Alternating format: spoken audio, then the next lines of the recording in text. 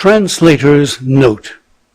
In these days, when the name of Mahatma Gandhi is identified with the momentous question of non-cooperation, it may come with a shock of surprise to most readers to be told that he is something of an authority on matters of health and disease as well. Very few of us perhaps are aware that he is the author of quite an original little health book in Gujarati. Those who think of him as a dreamy idealist or an unpractical visionary with his head always in the clouds will certainly be undeceived when they read this book replete from cover to cover with practical observations on the most practical question of health.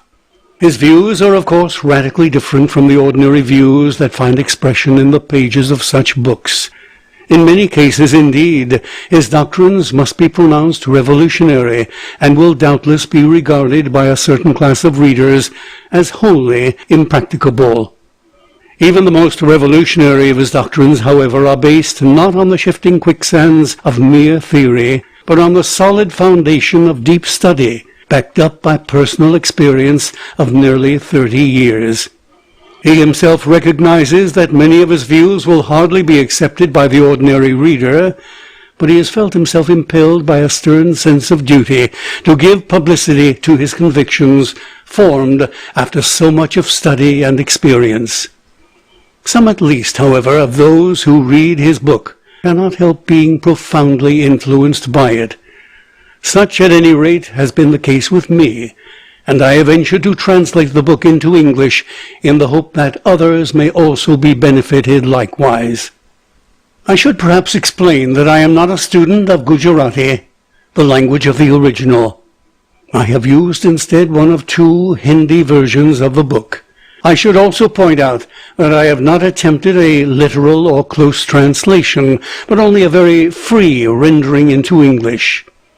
In some cases, whole passages have been omitted, and occasionally only the general sense of a passage has been given.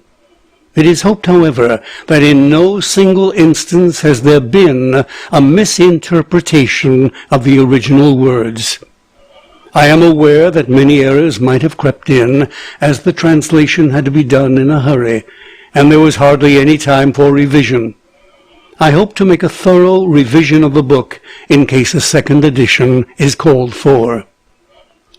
National College, Trichinopoly, July 1921. A. Rama Iyer. Introduction. For more than 20 years past, I have been paying special attention to the question of health. While in England, I had to make my own arrangements for food and drink, and I can say, therefore, that my experience is quite reliable. I have arrived at certain definite conclusions from that experience, and I now set them down for the benefit of my readers. As the familiar saying goes, prevention is better than cure. It is far easier and safer to prevent illness by the observance of the laws of health than to set about curing the illness which has been brought on by our own ignorance and carelessness. Hence it is the duty of all thoughtful men to understand aright the laws of health, and the object of the following pages is to give an account of these laws. We shall also consider the best methods of cure for some of the most common diseases. As Milton says, the mind can make a hell of heaven or a heaven of hell, and so heaven is not somewhere above the clouds and hell somewhere underneath the earth. We have the same idea expressed in the Sanskrit saying, Mana eva mayushayanam karanam bandha moksheo. Man's captivity or freedom is dependent on the state of his mind. From this it follows that whether a man is healthy or unhealthy depends on himself. Illness is the result not only of our actions, but also of our thoughts. As has been said by a famous doctor, more people die for fear of diseases like smallpox, cholera, and plague than out of those diseases themselves. Ignorance is one of the root causes of disease. Very often we get bewildered at the most ordinary diseases out of sheer ignorance, and in our anxiety to get better, we simply make matters worse. Our ignorance of the most elementary laws of health leads us to adopt wrong remedies or drives us into the hands of the veriest quacks. How strange, and yet how true, it is that we know much less about things near at hand than things at a distance. We know hardly anything of our own village, but we can give by rote the names of the rivers and mountains of England. We take so much trouble to learn the names of the stars in the sky, while we hardly think it worthwhile to know the things that are in our own homes. We never care a jot for the splendid pageantry of nature before our very eyes, while we are so anxious to witness the puerile mummeries of the theatre. And in the same way we are not ashamed to be ignorant of the structure of our body, of the way in which the bones and muscles grow, how the blood circulates and is rendered impure, how we are affected by evil thoughts and passions, how our mind travels over illimitable spaces and times while the body is at rest, and so on. There is nothing so closely connected with us as our body, but there is also nothing perhaps of which our ignorance is so profound or our indifference so complete. It is the duty of every one of us to get over this indifference. Everyone should regard it as his bounden duty to know something of the fundamental facts concerning his body. This kind of instruction should indeed be made compulsory in our schools. At present, we know not how to deal with the most ordinary scalds and wounds. We are helpless if a thorn runs into our foot. We are beside ourselves with fright and dismay if we are bitten by an ordinary snake. Indeed, if we consider the depth of our ignorance in such matters, we shall have to hang down our heads in shame. To assert that the average man cannot be expected to know these things is simply absurd. The following pages are intended for such as are willing to learn. I do not pretend that the facts mentioned by me have not been said before, but my readers will find here in a nutshell the substance of several books on the subject. I have arrived at my conclusions after studying these books and after a series of careful experiments. Moreover, those who are new to this subject will also be saved the risk of being confounded by the conflicting views held by the writers of such books. One writer says, for instance, that hot water is to be used under certain circumstances, while another writer says that exactly under the same circumstances cold water is to be used. Conflicting views of this kind have been carefully considered by me, so that my readers may rest assured of the reliability of my own views. We have got into the habit of calling in a doctor for the most trivial diseases. Where there is no regular doctor available, we take the advice of mere quacks. We labor under the fatal delusion that no disease can be cured without medicine. This has been responsible for more mischief to mankind than any other evil. It is, of course, necessary that our diseases should be cured, but they cannot be cured by medicines. Not only are medicines merely useless, but at times even positively harmful. For a diseased man to take drugs and medicines would be as foolish as to try to cover up the filth that has accumulated in the inside of the house. The more we cover up the filth, the more rapidly does the putrefaction go on. The same is the case with the human body. Illness or disease is only nature's warning that filth has accumulated in some portion or another of the body, and it would surely be the part of wisdom to allow nature to remove the filth instead of covering it up by the help of medicines.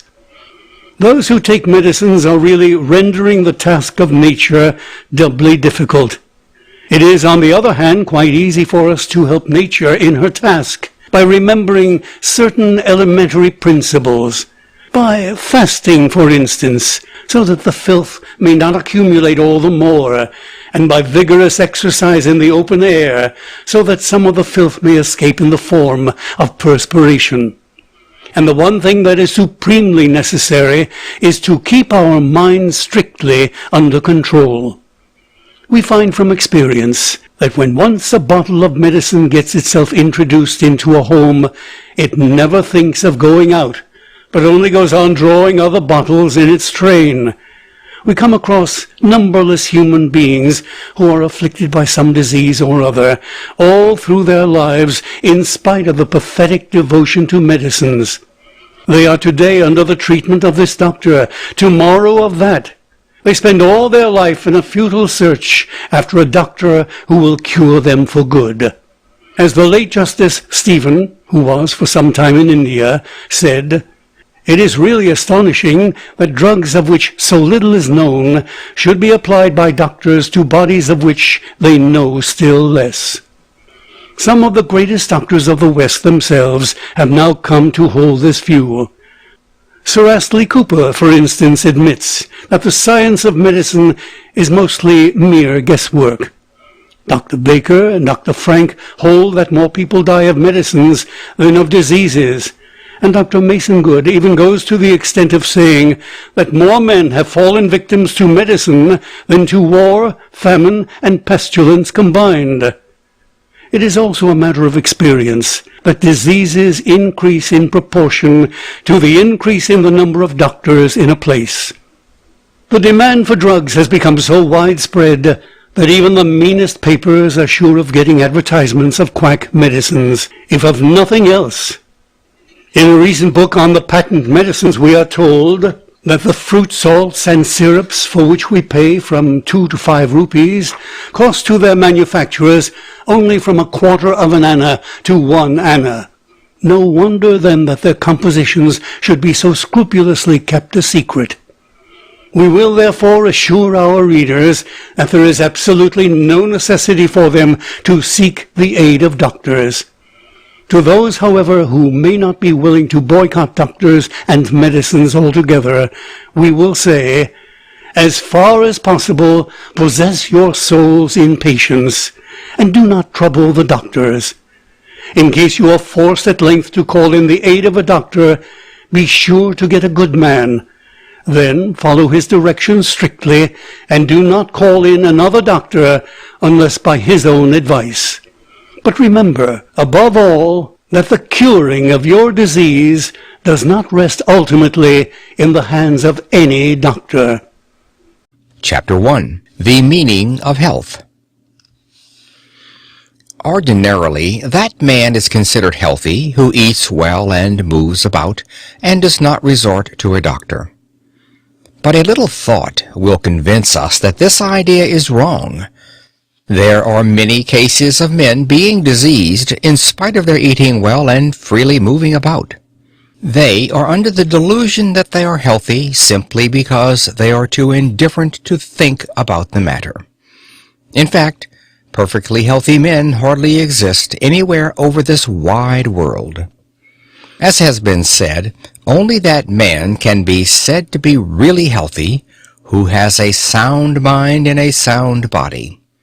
The relation between the body and the mind is so intimate that if either of them got out of order, the whole system would suffer. Let us take the analogy of the rose flower. Its color stands to its fragrance in the same way as the body to the mind or the soul. No one regards an artificial paper flower as a sufficient substitute for the natural flower, for the obvious reason that the fragrance which forms the essence of the flower cannot be reproduced. So, too, we instinctively honor the man of a pure mind and a noble character in preference to the man who is merely physically strong.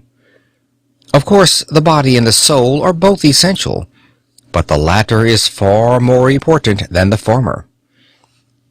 No man whose character is not pure can be said to be really healthy. The body which contains a diseased mind can never be anything but diseased. Hence, it follows that a pure character is the foundation of health in the real sense of the term, and we may say that all evil thoughts and evil passions are but different forms of disease. Thus considered, we may conclude that that man alone is perfectly healthy, whose body is well formed, whose teeth as well as eyes and ears are in good condition, whose nose is free from dirty matter, whose skin exudes perspiration freely and without any bad smell, whose mouth is also free from bad smells, whose hands and legs perform their duty properly, who is neither too fat nor too thin, and whose mind and senses are constantly under his control. As has already been said, it is very hard to gain such health, but it is harder still to retain it when once it has been acquired. The chief reason why we are not truly healthy is that our parents were not. An eminent writer has said that, if the parents are in perfectly good condition, their children would certainly be superior to them in all respects. A perfectly healthy man has no reason to fear death. Our terrible fear of death shows that we are far from being so healthy. It is, however, the clear duty of all of us to strive for perfect health. We will therefore proceed to consider in the following pages how such health can be attained, and how, when once attained, it can also be retained forever. Chapter 2. The Human Body. The world is compounded of the 5 elements: earth, water, air, fire, and ether. So too is our body. It is a sort of miniature world, hence the body stands in need of all the elements in due proportion: pure earth, pure water, pure fire or sunlight, pure air, and open space. When any one of these falls short of its due proportion, illness is caused in the body. The body is made up of skin and bone, as well as flesh and blood. The bones constitute the framework of the body, but for them we could not stand erect and move about. They protect the softer parts of the body. Thus the skull gives protection to the brain, while the ribs protect the heart and the lungs. Doctors have counted 238 bones in the human body. The outside of the bones is hard, but the inside is soft and hollow. When there is a joint between 2 bones, there is a coating of marrow, which may be regarded as a soft bone. The teeth, too, are to be counted among the bones. When we feel the flesh at some points, we find it to be tough and elastic. This part of the flesh is known as the muscle. It is the muscles that enable us to fold and unfold our arms, to move our jaws, and to close our eyes.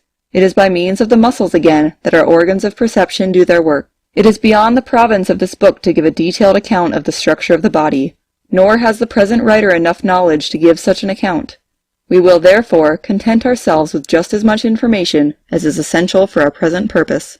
The most important portion of the body is the stomach. If the stomach ceases to work even for a single moment, the whole body would collapse.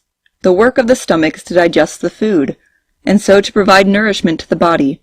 Its relation to the body is the same as that of the steam engine to the railway train. The gastric juice, which is produced in the stomach, helps the assimilation of nutritious elements in the food, the refuse being sent out by the way of intestines in the form of urine and feces.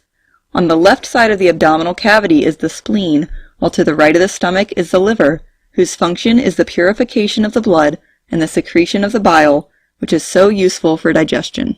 In the hollow space enclosed by the ribs are situated the heart and the lungs. The heart is between 2 lungs, but more to the left than the right. There are on the whole 24 bones in the chest. The action of the heart can be felt between the 5th and 6th rib. The lungs are connected with the windpipe. The air which we inhale is taken into the lungs through the windpipe, and the blood is purified by it. It is of the utmost importance to breathe through the nose instead of through the mouth. On the circulation of the blood depend all activities of the body. It is the blood that provides nourishment to the body. It extracts the nutritious elements out of the food and ejects the refuse through the intestines, and so keeps the body warm. The blood is incessantly circulating all over the body along the veins and the arteries. The beatings of the pulse are due to the circulation of the blood. The pulse of a normal adult man beats some 70 times a minute. The pulse of children beat faster, while those of old men are slower. The chief agency for keeping the blood pure is the air. When the blood returns to the lungs after one complete round over the body, it is impure and contains poisonous elements. The oxygen of the air, which we inhale, purifies this blood and is assimilated into it, while the nitrogen absorbs the poisonous matter and is breathed out. This process goes on incessantly.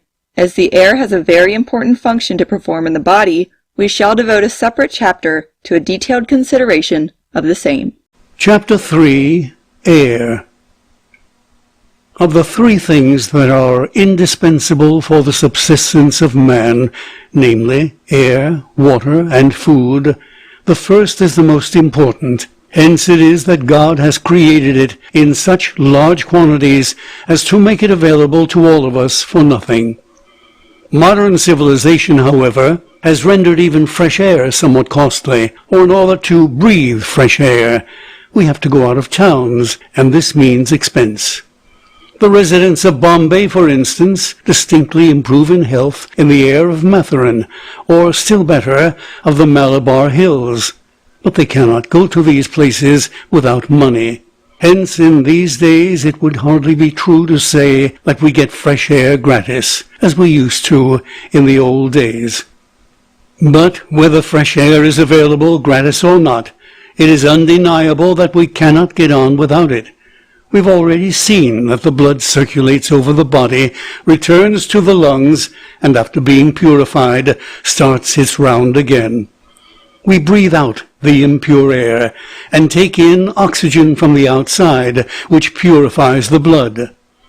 This process of inspiration and expiration goes on forever, and on it depends man's life.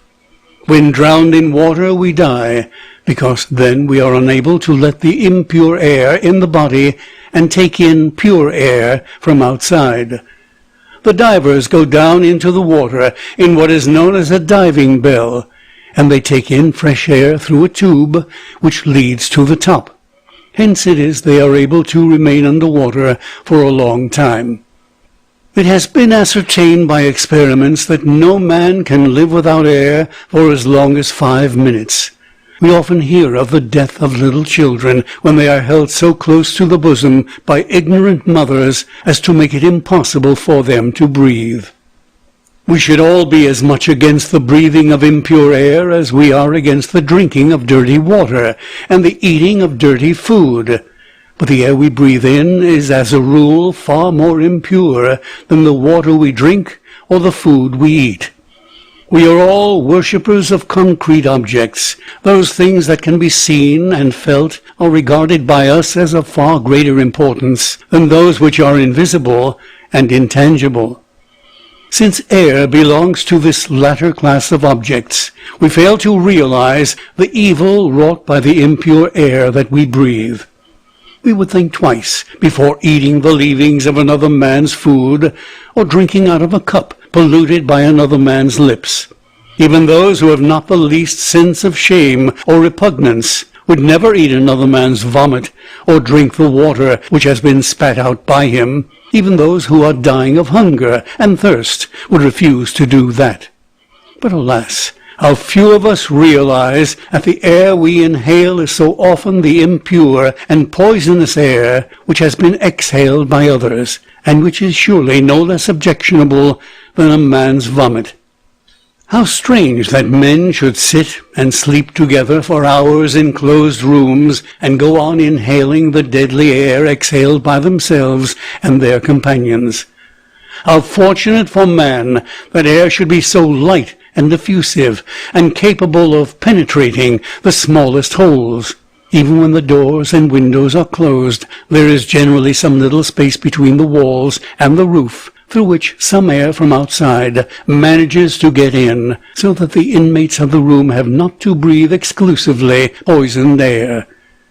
The air that we exhale mixes with the air outside and is rendered pure again by an automatic process that is always going on in nature. Now we are able to understand why so many men and women should be weak and diseased. There can be absolutely no doubt that impure air is the root cause of disease in 99 cases out of every 100. It follows that the best way of avoiding disease is to live and work in the open air. No doctor can compete with fresh air in this matter. Consumption is caused by the decay of the lungs due to the inhaling of impure air, just as a steam engine which is filled with bad coal gets out of order. Hence, doctors say that the easiest and the most effective treatment for a consumptive patient is to keep him in fresh air for all the 24 hours of the day. It is, of course, essential to know how we can keep the air pure. In fact, every child should be taught this, the value of fresh air, as soon as it is able to understand anything. If my readers would take the trouble to learn the simple facts about the air, and would put their knowledge into practice, while teaching their children also to do the same, I shall feel immensely gratified. Our latrines are perhaps most responsible for rendering the air impure. Very few people realize the serious harm done by dirty latrines. Even dogs and cats make with their claws something like a pit wherein to deposit their feces, and then cover it up with some earth. Where there are no lavatories of the modern approved types, we should also do likewise. There should also be kept ashes or dry earth in a tin can or an earthen vessel inside the latrine, and whoever goes into the latrine should, on coming out, cover the feces well with the ash or the earth, as the case may be. If this is done, there would be no bad smell, and the flies too will not settle on it and transmit the filth. Anybody whose sense of smell has not been wholly blunted, or who has not grown thoroughly accustomed to foul smells, will know how noxious is the smell that emanates from all filthy matter which is allowed to lie open to the weather. Our gorge rises at the very thought of feces being mixed with our food, but we go on inhaling the air which has been polluted by such foul smell, forgetting the fact that the one is just as bad as the other, except that, while the former is visible, the latter is not. We should see that our latrines are kept thoroughly neat and clean. We abhor the idea of cleaning the latrines ourselves, but what we should really abhor is the idea of making use of dirty latrines. What is the harm in ourselves removing the filth which has been expelled from inside our own body, and which we are not ashamed to have removed by others? There is absolutely no reason why we should not ourselves learn the work of scavenging and teach it to our children as well. The filthy matter should be removed and thrown into a pit 2 feet deep, and then covered up with a thick layer of earth. If we go to some open place, we should dig a small pit with our hands or feet, and then cover it up after the bowels have been evacuated. We also make the air impure by making water at all places indiscriminately. This dirty habit should be given up altogether. If there is no place specially set apart for the purpose, we should go to some dry ground away from the house, and should also cover up the urine with earth. The filth should not be cast into very deep pits, for in that case it would be beyond the reach of sun's heat, and would also pollute the water flowing underneath the earth. The habit of spitting indiscriminately on the verandas, courtyards, and such like places is also very bad. The spittle, especially of consumptives, is very dangerous. The poisonous germs in it rise into the air, and being inhaled by others, lead to a spread of the disease.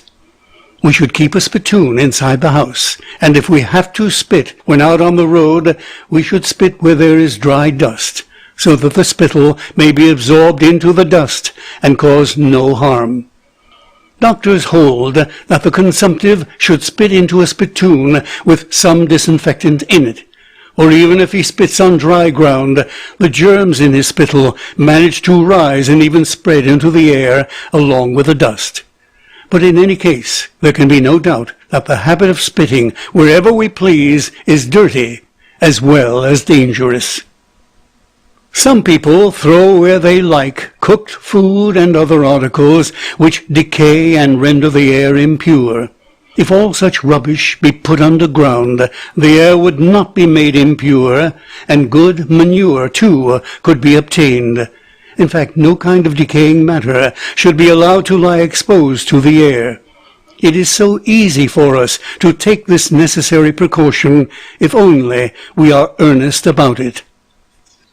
Now we have seen how our own bad habits render the air impure, and what we can do to keep it pure. Next we shall consider how to inhale the air. As already mentioned in the last chapter, the air is to be inhaled through the nose and not through the mouth. There are, however, very few persons who know how to breathe correctly. Many people are in the pernicious habit of inhaling through the mouth. If very cold air is inhaled through the mouth, we catch cold and sore throat. Further, if we inhale through the mouth, the particles of dust in the air go into the lungs and cause great mischief. In London, for instance, in November, the smoke which issues from the chimneys of great factories mixes with the dense fog, producing a kind of yellow mixture. This contains tiny particles of soot, which can be detected in the spittle of a man who inhales through the mouth. To escape this, many women, who have not learned to breathe through the nose alone, put on a special kind of veil over their faces, which act as sieves. If these veils are closely examined, particles of dust can be detected in them. But God has given to all of us a sieve of this kind inside the nose. The air which is inhaled through the nostrils is sifted before it reaches the lungs, and is also warmed in the process. So all men should learn to breathe through the nose alone, and this is not at all difficult, if we remember to keep our mouth firmly shut at all times, except when we're talking. Those who have got into the habit of keeping their mouths open should sleep with a bandage round the mouth, which would force them to breathe through the nose. They should also take some 20 long respirations in the open air, both in the morning and in the evening. In fact, all men can practice this simple exercise and see for themselves how rapidly their chest deepens. If the chest be measured at the beginning of the practice, and again after an interval of 2 months, it will be seen how much it has expanded in this short period. After learning how to inhale the air, we should cultivate the habit of breathing fresh air day in and day out. We are generally in the most pernicious habit of keeping confined to the house or the office throughout the day, and sleeping in narrow rooms at night, with all doors and windows shut. As far as possible, we should remain in the open air at all times. We should at least sleep on the veranda or in the open air. Those who cannot do this should at least keep the doors and windows of the room fully open at all times. The air is our food for all the 24 hours of the day. Why then should we be afraid of it? It is a most foolish idea that we catch cold by inhaling the cool breeze of the morning. Of course, those people who have spoiled their lungs by the evil habit of sleeping within closed doors are likely to catch cold if they change their habit all on a sudden. But even they should not be afraid of cold, for this cold can be speedily got rid of. Nowadays in Europe, the houses for consumptives are being built in such a way that they may get fresh air at all times. We know what terrible havoc is wrought in India by epidemics. We should remember that these epidemics are due to our habit of defiling the air and of inhaling this poisonous air. We should understand that even the most delicate people will be benefited by systematically inhaling fresh air. If we cultivate the habit of keeping the air pure and of breathing only fresh air, we can save ourselves from many a terrible disease. Sleeping with the face uncovered is as essential as sleeping in fresh air. Many of our people are in the habit of sleeping with the face covered, which means that they have to inhale the poisonous air which has been exhaled by themselves. Fortunately, however, some of the air from outside does find its way through the interstices of the cloth, else they should die of suffocation. But the small quantity of air that gains entrance in this way is altogether inadequate. If we are suffering from cold, we may cover the head with a piece of cloth or put on a nightcap, but the nose should be kept exposed under all circumstances.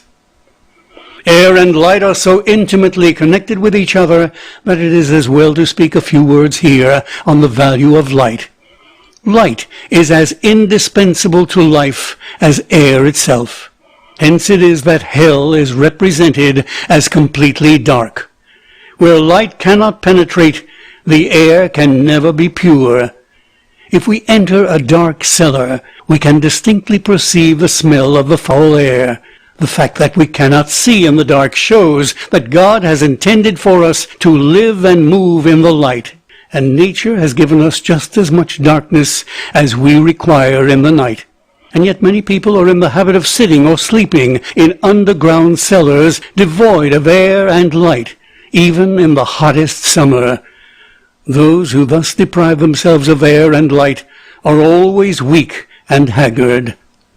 Nowadays there are many doctors in Europe who cure their patients by means of air bath and sun bath alone. Thousands of diseased persons have been cured by mere exposure to the air and to the sunlight.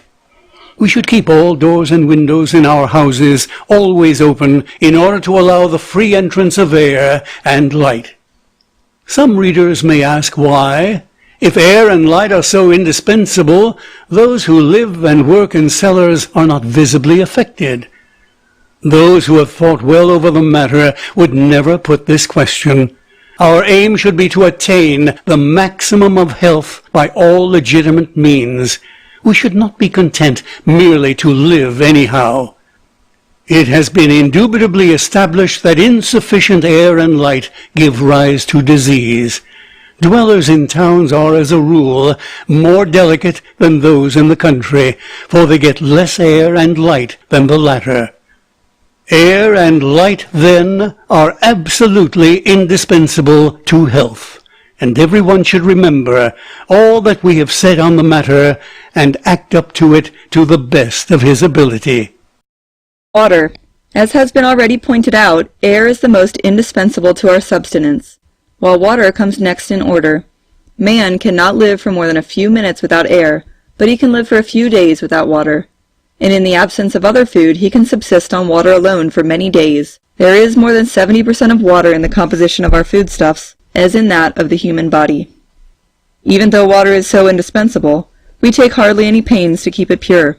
Epidemics are as much the outcome of our indifference to the quality of the water we drink, as of the air we breathe. The drinking of dirty water very often produces, also, the disease of the stone. Water may be impure in either of two ways, by issuing from dirty places, or by being defiled by us. Where the water issues from dirty places, we should not drink it at all, nor do we generally drink it. But we do not shrink from drinking the water which has been defiled by ourselves. River water, for instance, is regarded as quite good for drinking, although we throw in all sorts of rubbish, and also use it for washing purposes. We should make it a rule never to drink the water in which people bathe. The upper portion of a river should be set apart for drinking water, the lower being reserved for bathing and washing purposes. Where there is no such arrangement, it is a good practice to dig in the sand, and take drinking water therefrom. This water is very pure, since it has been filtered by passage through the sand. It is generally risky to drink well water, for unless it is well protected, the dirty water at the top would trickle down into the well, and render the water impure. Further, birds and insects often fall into the water and die. Sometimes birds build their nests inside the wells, and the dirt from the feet of those who draw water from the well is also washed down into the water. For all these reasons, we should be particularly careful in drinking well water. Water kept in tubs is also very often impure. If it should be pure, the tub should be washed clean at frequent intervals, and should be kept covered. We should also see that the tank or well from which the water is taken is kept in good condition. Very few people, however, take such precautions to keep the water pure. Hence, the best way of removing the impurities of the water is to boil it well, and after cooling it, filter it carefully into another vessel through a thick and clean piece of cloth. Our duty, however, does not end with this. We should realize that we owe a duty to our fellow men in this matter. We should see to it that we do absolutely nothing to defile the water which is used for drinking by the public. We should scrupulously refrain from bathing or washing in the water which is reserved for drinking. We should never answer the calls of nature near the banks of a river, nor cremate the dead bodies there and throw the ashes after cremation into the water. In spite of all the care that we may take, we find it so difficult to keep water perfectly pure. It may have, for instance, salt dissolved in it, or bits of grass and other decaying matter. Rainwater is, of course, the purest, but before it reaches us, it generally becomes impure by the absorption of the floating matter in the atmosphere. Perfectly pure water has a most beneficial effect on the system. Hence doctors administer distilled water to their patients. Those who are suffering from constipation are appreciably benefited by the use of distilled water. Many people do not know that water is of two kinds, soft and hard. Hard water is water in which some kind of salt has been dissolved. Hence soap does not readily lather in it, and food cannot be easily boiled in it. The taste is brackish, while soft water tastes sweet. It is much safer to drink soft water, although some people hold that hard water is better by virtue of the presence of nutritious matter dissolved therein. Rainwater is the best kind of soft water, and is therefore the best for drinking purposes. Hard water, if boiled or kept over the fire for some half an hour, is rendered soft. Then it may be filtered and drunk.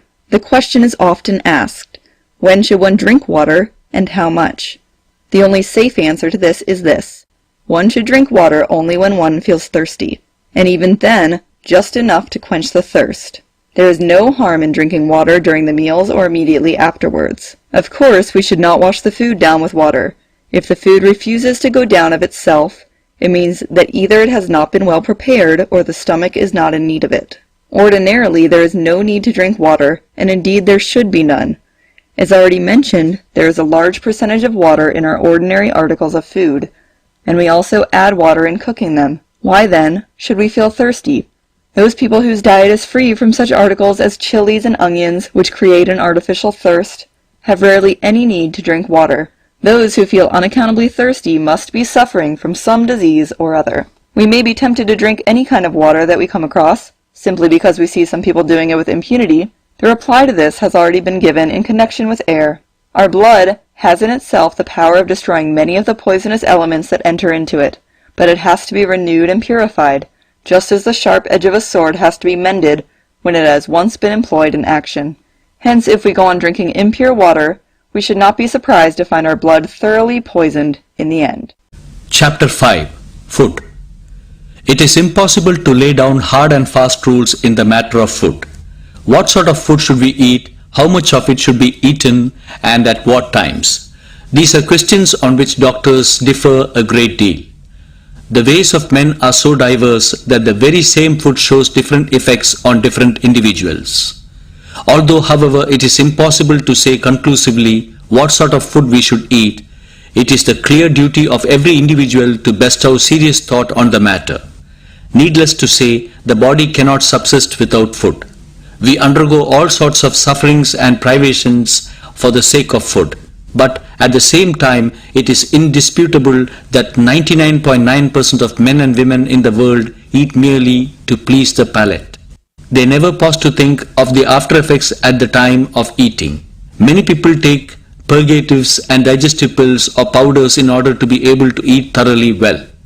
Then there are some people who, after eating to the utmost of their capacity, vomit out all that they have eaten and proceed to eat the same stuffs once more. Some people, indeed, eat so sumptuously that for 2 or 3 days together they do not feel hungry at all. In some cases, men have even been known to have died of overeating. I say all this from my own experience. When I think of my old days, I am tempted to laugh at many things and cannot help being ashamed of some things. In those days, I used to have tea in the morning, breakfast 2 or 3 hours afterwards, dinner at 1 o'clock, tea again at 3 p.m. and supper between 6 and 7. My condition at that time was most pitiable. There was a great deal of superfluous fat on my body and bottles of medicine were always at hand. In order to be able to eat well, I used to take purgatives very often as well as some tonic or other. In those days, I had not a third of my present capacity for work, in spite of the fact that I was then in the prime of youth. Such a life is surely pitiable, and if we consider the matter seriously, we must also admit to be mean, sinful, and thoroughly contemptible. Man is not born to eat, nor should he live to eat. His true function is to know and serve his Maker. But since the body is essential to this service, we have perforce to eat. Even atheists will admit that we should eat merely to preserve our health and not more than is needed for this purpose. Turn to the birds and beasts, and what do you find? They never eat merely to please the palate. They never go on eating till their inside is full to overflowing. On the other hand, they eat only to appease their hunger, and even then only just as much as will appease their hunger. They take the food provided by nature and do not cook their food. Can it be that man alone is created to worship the palate? Can it be that he alone is destined to be eternally suffering from disease? Those animals that live a natural life of freedom never once die of hunger. Among them there are no distinctions of rich and poor, of those who eat many times a day and those who do not get even one meal in the day. These abnormalities are found only among us human beings, and yet we regard ourselves as superior to the animal creation. Surely those who spend their days in the worship of their stomach are worse than the birds and beasts. A calm reflection will show that all sins like lying, cheating and stealing are ultimately due to a subjection to the palate.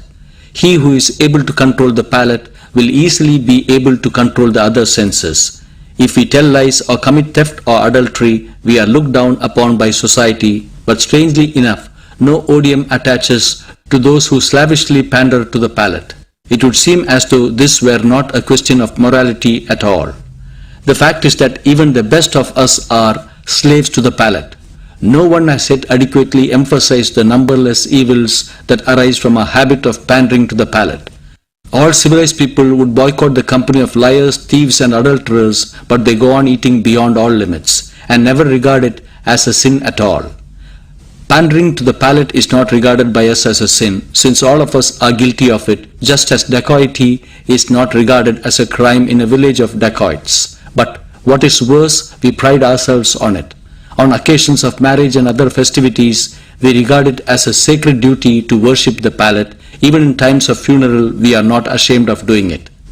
Has a guest come, we must gorge him with sweetmeats. If from time to time we do not give feasts to our friends and relations, or do not partake of the feasts given by them, we must become objects of contempt.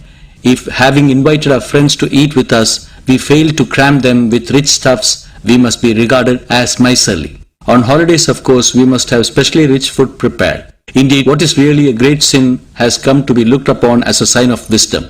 We have sedulously cultivated such false notions in the matter of eating that we never realize our slavishness and our beastliness. How can we save ourselves from this terrible state? Let us view the question from another standpoint.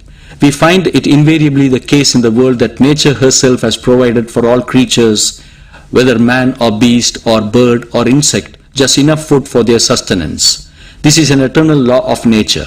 In the kingdom of nature, none goes to sleep, none forgets to do his duty, and none shows a tendency to laziness. All the work is done to perfection and punctually to the minute. If we remember to order our life strictly in accordance with the immutable and eternal laws of nature, we shall find that there are no more deaths by starvation anywhere over the wide world. Since nature always provides just enough food to feed all created beings, it follows that he who takes to himself more than his normal share of food is depriving another of his legitimate share.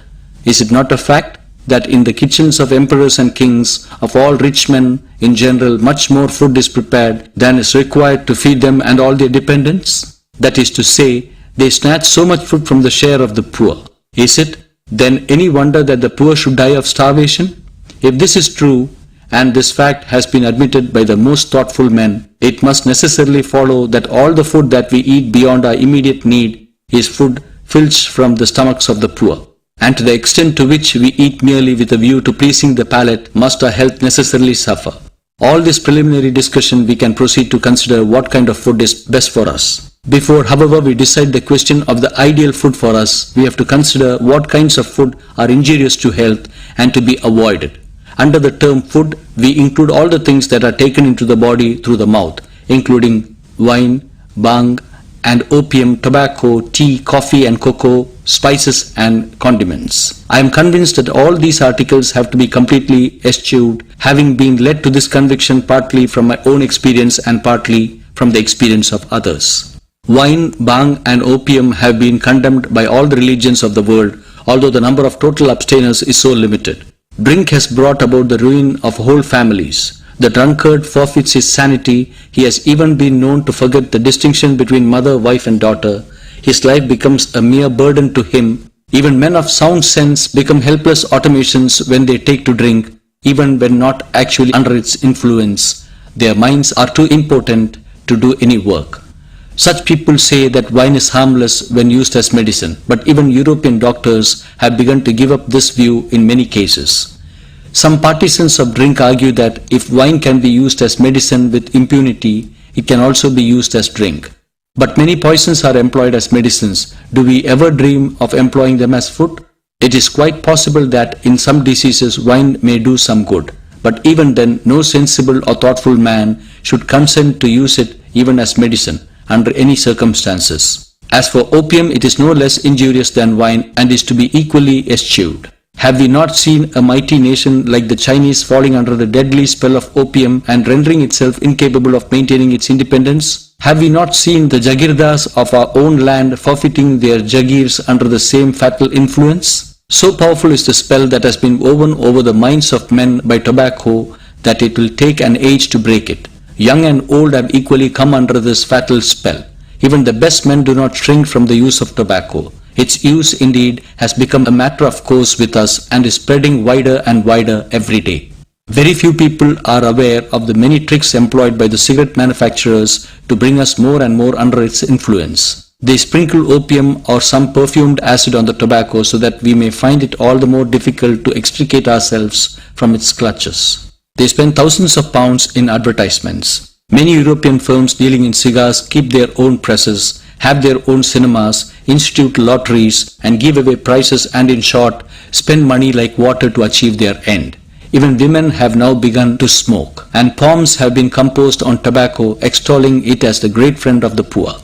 The evils of smoking are too numerous to mention. The habitual smoker becomes such a bond slave to it that he knows no sense of shame or compunction. He proceeds to emit the foul fumes even in the houses of strangers. It is also a matter of common experience that smokers are often tempted to commit all sorts of crimes. Children steal money from their parents' purses, and even the prisoners in gaols manage to steal cigarettes and keep them carefully concealed. The smoker will get on without food, but he cannot dispense with his smoke. Soldiers on the field of battle have been known to lose all capacity for fighting for failure of the indispensable cigarette at the critical moment. The late Count Leo Tolstoy of Russia tells us the following story. A certain man once took it into his head for some reason to murder his wife. He actually drew the knife and was about to do the deed, when he felt some compunction and gave it up. Then he sat down to smoke, and his wits being turned under the influence of tobacco, he rose once more and actually committed the murder. Tolstoy held the view that the poison of tobacco is more subtle and irresistible, and hence far more dangerous than that of wine. Then the money that is spent on cigars and cigarettes by individuals is frightfully large. I have myself come across instances of cigars consuming as much as ₹75 a month for one man. Smoking also leads to an appreciable reduction of digestive powers. The smoker feels no appetite for food, and in order to give it some flavor, spices and condiments have to be freely used. His breath stinks, and in some cases blisters are formed on his face, and the gums and teeth turn black in color. Many also fall a prey to terrible diseases. The fumes of tobacco befoul the air around, and public health suffers in consequence. I cannot understand how those who condemn drink can have the temerity to defend smoking. The man who does not eschew tobacco in all its forms can never be perfectly healthy, nor can he be a man of pure and blameless character. I must say that tea, coffee and cocoa are equally injurious to health, although I know that very few are likely to agree with me.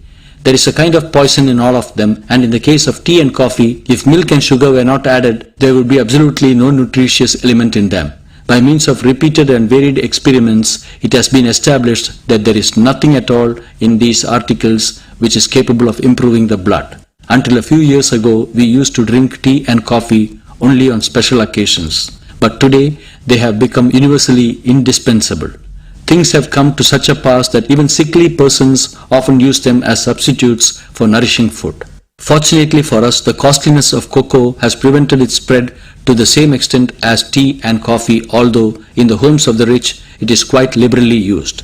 That all these three articles are poisonous can be seen from the fact that those who once take to them can never afterwards get on without them. In the old days, I myself used to feel a distinct sense of weariness or languor if I did not get my tea punctually at the usual hour. Once some 400 women and children had gathered together at a certain celebration. The executive committee had resolved against providing tea to the visitors. The women, however, that had assembled there were in the habit of taking tea at 4 o'clock every evening. The authorities were informed that if these women were not given their usual tea, they would be too ill to move about, and needless to say, they had to cancel the original resolution. But some slight delay in the preparation of the tea led to a regular uproar, and the commotion subsided only after the women had had their cup of tea. I can vouch for the authenticity of this incident.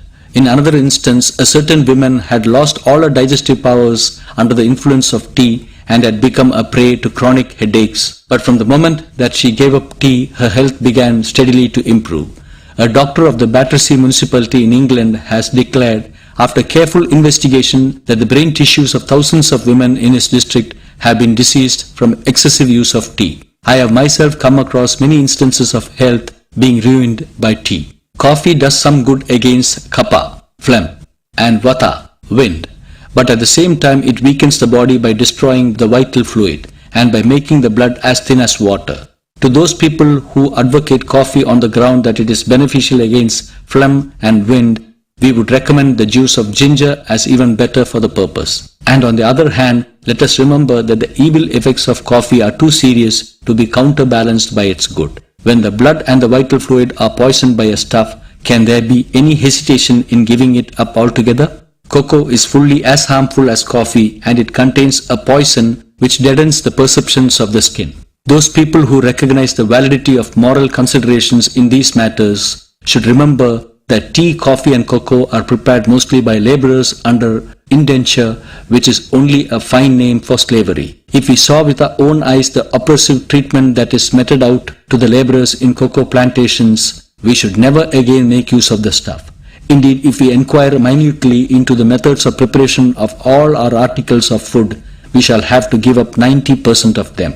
A harmless and healthy substitute for coffee, tea or cocoa can be prepared as follows. Even habitual coffee drinkers will be unable to perceive any difference in taste between coffee and this substitute. Good and well sifted wheat is put into a frying pan over the fire and well fried until it has turned completely red and begun to grow dark in color. Then it is powdered just like coffee. A spoon of the powder is then put into a cup and boiling water poured onto it. Preferably keep the thing over the fire for a minute and add milk and sugar if necessary, and you get a delicious drink, which is much cheaper and healthier than coffee. Those who want to save themselves the trouble of preparing this powder may get their supply from the Satyagraha Ashram, Ahmedabad. From the point of view of diet, the whole mankind may be divided into three broad divisions. 1. The first class, which is the largest, consists of those who, whether by preference or out of necessity, live on an exclusive vegetable diet. Under this division come the best part of India, a large portion of Europe and China and Japan. The staple diet of the Italians is macaroni, of the Irish potato, of the Scotch oatmeal, and of the Chinese and Japanese rice. 2. The second class consists of those who live on a mixed diet. Under this class come most of the people of England, the richer classes of China and Japan, the richer Mussulmans of India, as well as those rich Hindus who have no religious scruples about taking meat. 3. To the third class belong the uncivilized peoples of the frigid zones who live on an exclusive meat diet. These are not very numerous, and they also introduce a vegetable element into their diet wherever they come in contact with the civilized races of Europe. Man then can live on three kinds of diet, but it is our duty to consider which of these is the healthiest for us. An examination of the structure of the human body leads to the conclusion that man is intended by nature to live on a vegetable diet. There is the closest affinity between the organs of the human body and those of the fruit-eating animals. The monkey, for instance, is so similar to man in shape and structure, and it is a fruit-eating animal. Its teeth and stomach are just like the teeth and stomach of man. From this we may infer that man is intended to live on roots and fruits and not on meat.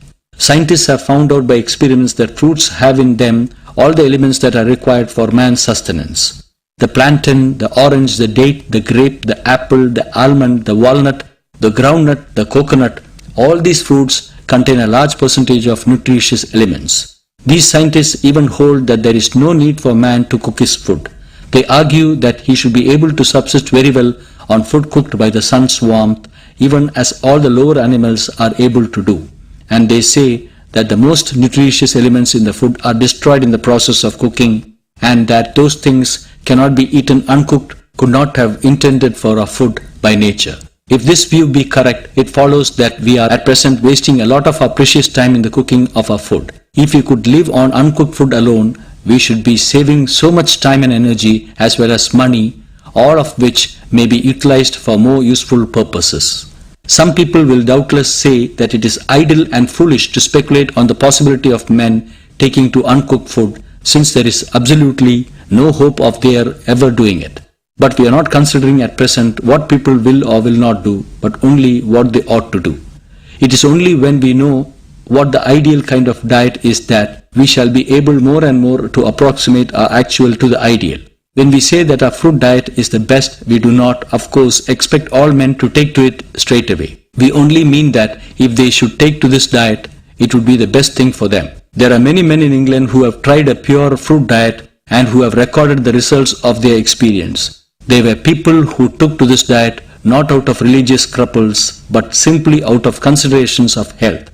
A German doctor has written a bulky volume on the subject and established the value of a fruit diet by many arguments and evidences. He has cured many diseases by a fruit diet combined with open air life. He goes so far as to say that the people of any country can find all the elements of nutrition in the fruits of their own land. It may not be out of place to record my own experiences in this connection. For the last 6 months I have been living exclusively on fruits, rejecting even milk and curd. My present dietary consists of plantain, groundnut and olive oil with some sour fruit like the lime.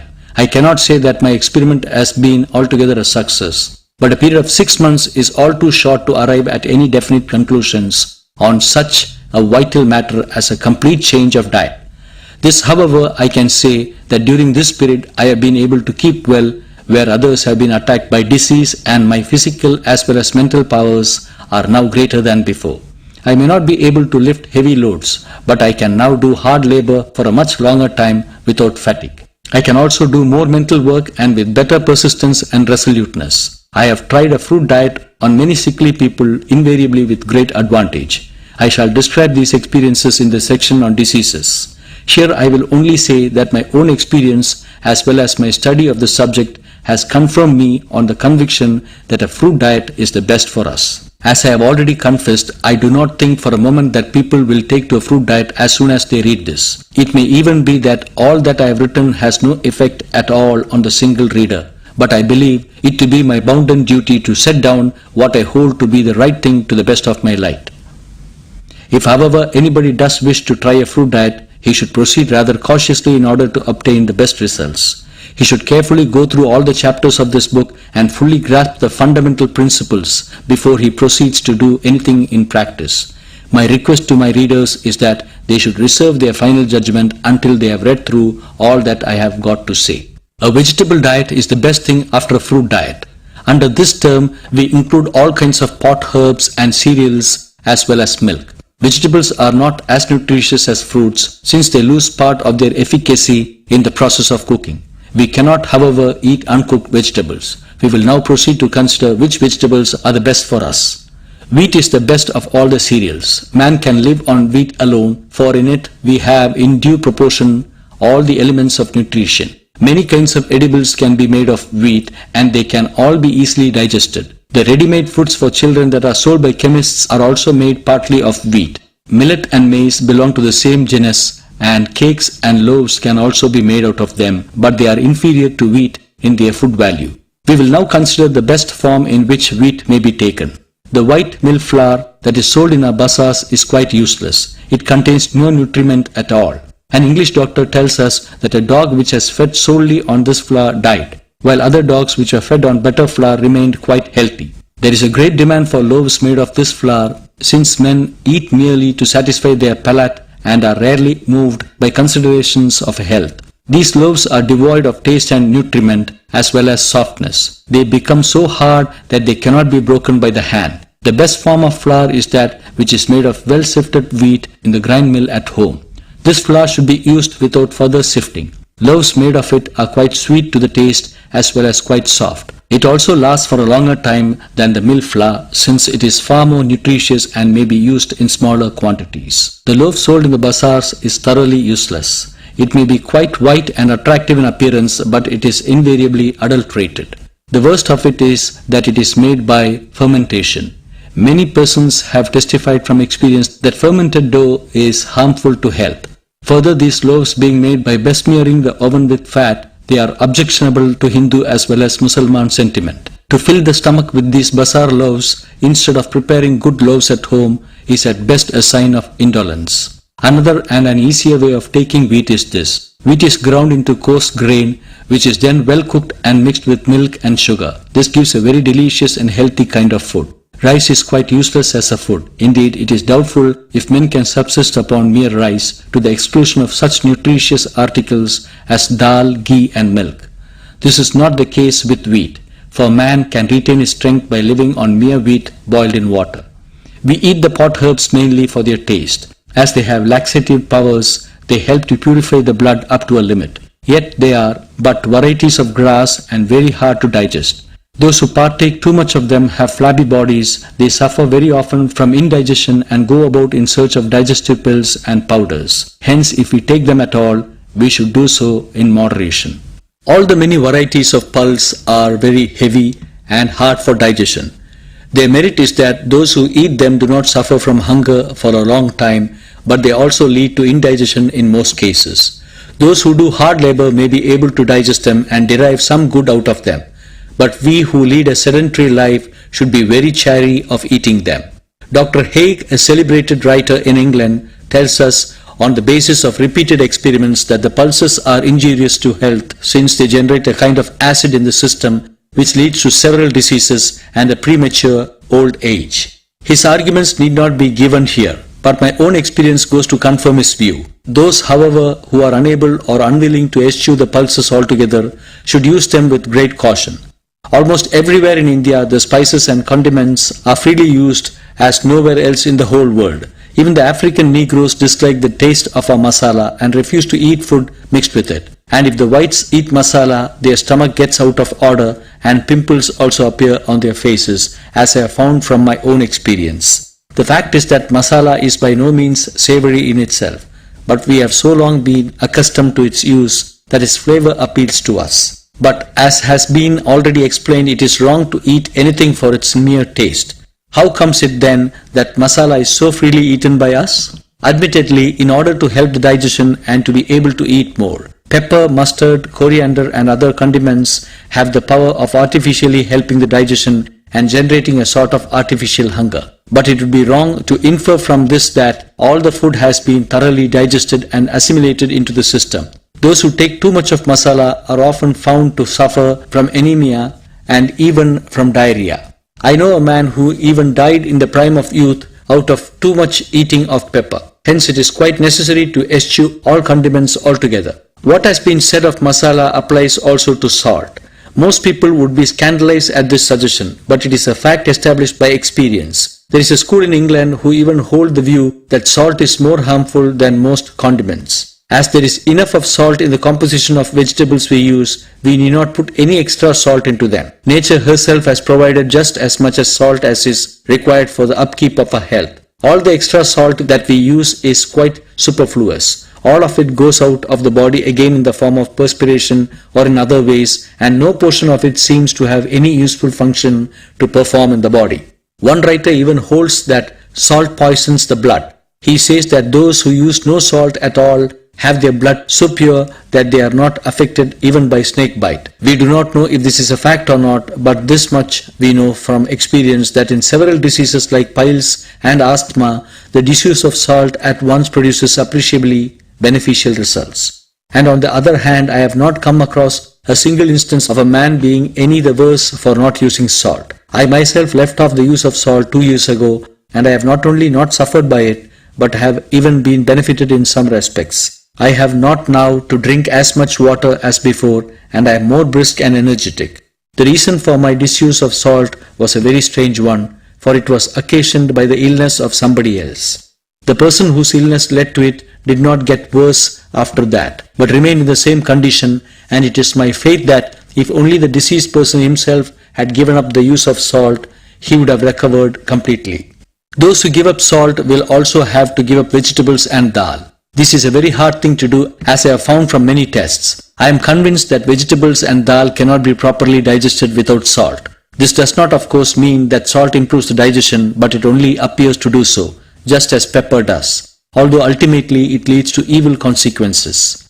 Of course, the man who entirely gives up the use of salt may feel out of sorts for a few days, but if he keeps up his spirits, he is bound to be immensely benefited in the long run. I make bold to regard even milk as one of the articles to be eschewed. This I do on the strength of my own experience, which however need not be described here in detail. The popular idea of the value of milk is a pure superstition, but it is also deep-rooted that it is futile to think of removing it. As I have said more than once, I do not cherish the hope that my readers will accept all my views. I do not even believe that all those who accept them in theory will adopt them in practice. Nevertheless, I think it is my duty to speak out what I believe to be the truth, leaving my readers to form their own judgments. Many doctors hold the view that milk gives rise to a kind of fever, and many books have been written in support of this view. The disease-bearing germs that live in the air rapidly gain an entrance into the milk and render it poisonous, so that it is very difficult to keep milk in a state of perfect purity. In Africa, elaborate rules have been laid down for the conduct of the dairies, saying how the milk should be boiled and preserved, how the vessels should be kept clean, and so on. When so much pains have to be taken in this matter, it is certainly to be considered how far it is worthwhile to employ milk as an article of food. Moreover, the purity or otherwise of the milk depends upon the cow's food and the state of its health. Doctors have testified to the fact that those who drink the milk of consumptive cows fall a prey to consumption themselves. It is very rare to come across a cow that is perfectly healthy. That is to say, perfectly pure milk is very hard to obtain since it is tainted at its very source. Everybody knows that a child that sucks the breast of its mother contracts any disease that she might be suffering from. And often when a little child is ill, medicines is administered to its mother so that its effect might reach the child through the milk of her breast. Just in the same way, the health of the man who drinks the milk of a cow will be the same as that of the cow itself. When the use of milk is fraught with so much danger, would it not be the part of wisdom to eschew it altogether? Especially when there are excellent substitutes. Olive oil, for instance, serves the purpose to some extent, and sweet almond is a most efficient substitute. The almond is first soaked in hot water and its husk removed. Then it is well crushed and mixed thoroughly well with water. This gives a drink which contains all the good properties of milk and is at the same time free from its evil effects. Now let us consider the question from the point of view of natural law. The calf drinks its mother's milk only until its teeth have grown, and it begins to eat as soon as it has its teeth. Clearly, that is also what man is intended to do. Nature does not intend us to go on drinking milk after we have ceased to be infants. We should learn to live on fruits like the apple and the almond, or on wheat roti after we have our teeth. Although this is not the place to consider the saving in money that might be effected by giving up milk, it is certainly a point to be kept in mind. Nor is there any need for any of the articles produced from milk. The sourness of lime is quite a good substitute for that of buttermilk, and as for ghee, thousands of Indians manage with oil even now. A careful examination of the structure of the human body shows that meat is not the natural food of man. Dr. Haig and Dr. Kingsford have very clearly demonstrated the evil effects of meat on the body of man. They have shown that meat generates just the same kind of acid in the body as the pulses. It leads to the decay of the teeth as well as to rheumatism. It also gives rise to evil passions like anger, which, as we have already seen, are but forms of disease. To sum up then, we find that those who live on fruits alone are very rare, but it is quite easy to live on combination of fruits, wheat and olive oil, and it is also eminently conducive to sound health. The plantain comes easy first among the fruits, but the date, the grape, the plum and the orange, to name only a few, are all quite nourishing and may be taken along with the roti. The roti does not suffer in taste by being besmeared with olive oil. This diet dispenses with salt, pepper, milk and sugar and is quite simple and cheap. It is of course foolish to eat sugar for its own sake. Too much sweet meat weakens the teeth and injures the health. Excellent edibles can be made of wheat and the fruits, and a combination of health and taste secured. The next question to consider is how much food shall be taken and how many times a day, but as this is a subject of vital importance, we will devote a separate chapter to it. Chapter 6. How much and how many times should we eat? There is a great divergence of opinion among doctors as to the quantity of food that we should take. One doctor holds that we should eat to the utmost of our capacity, and he has calculated the quantities of different kinds of food that we can take. Another holds the view that the food of laborers should differ in quantity as well as in quality from that of persons engaged in mental work, while a third doctor contends that the prince and the peasant should eat exactly the same quantity of food. This much, however, will be generally admitted, that the weak cannot eat just as much as the strong. In the same way, a woman eats less than a man, and children and old men eat less than young men. One writer goes so far as to say that if only we could masticate our food thoroughly well so that every particle of it is mixed with the saliva, then we should not have to eat more than 5 or 10 tolas of food. This he says on the basis of numberless experiments, and his book has been sold in thousands. All this shows that it is futile to think of prescribing the quantity of food for men. Most doctors admit that 99% of human beings eat more than is needed. Indeed, this is a fact of everyday experience and does not require to be proclaimed by any doctor. There is no fear at all men ruining their health by eating too little, and the great need is for a reduction in the quantity of food that we generally take. As said above, it is of the utmost importance to masticate the food thoroughly well. By so doing, we shall be able to extract the maximum of nutriment from the minimum of food. Experienced persons point out that the feces of a man whose food is wholesome and who does not eat too much will be small in quantity, quite solid and smooth, dark in color and free from all foul smell. The man who does not have such feces should understand that he has eaten too much of unwholesome food and has failed to masticate it well. Also, if a man does not get sleep at night, or if his sleep be troubled by dreams, and if his tongue be dirty in the morning, he should know that he has been guilty of excessive eating. And if he has to get up several times at night to make water, it means that he has taken too much liquid food at night. By these and other tests, every man can arrive at the exact quantity of food that is needed for him.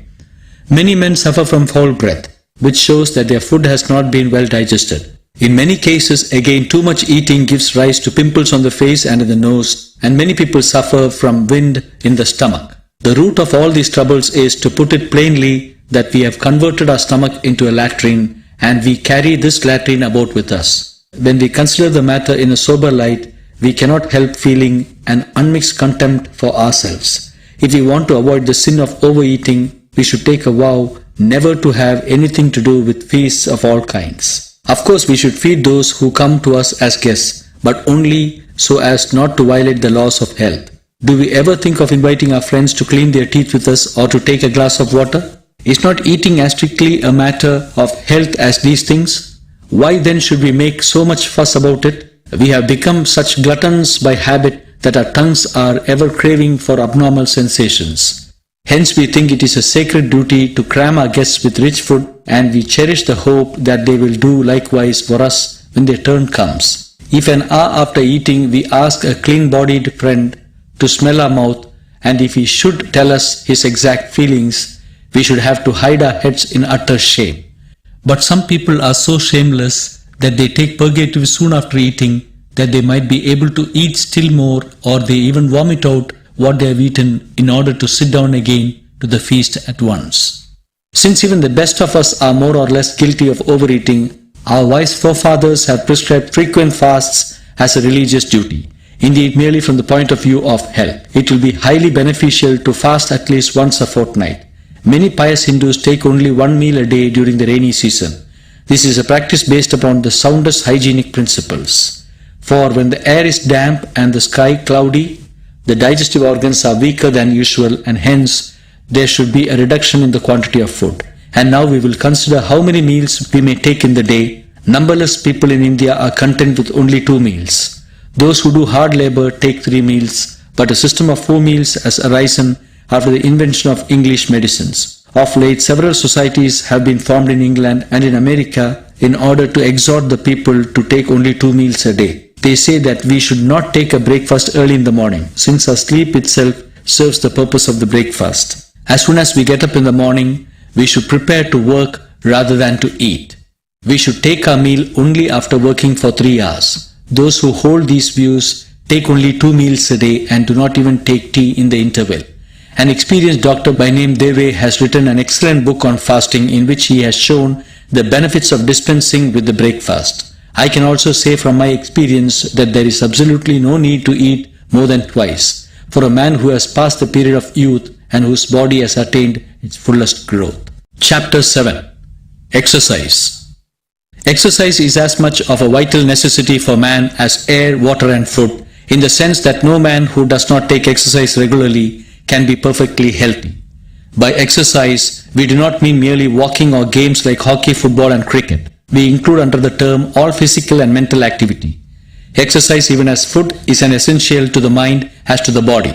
The mind is much weakened by want of exercise as the body, and a feeble mind is indeed a form of disease. An athlete, for instance, who is an expert in wrestling cannot be regarded as a really healthy man unless his mind is equally efficient.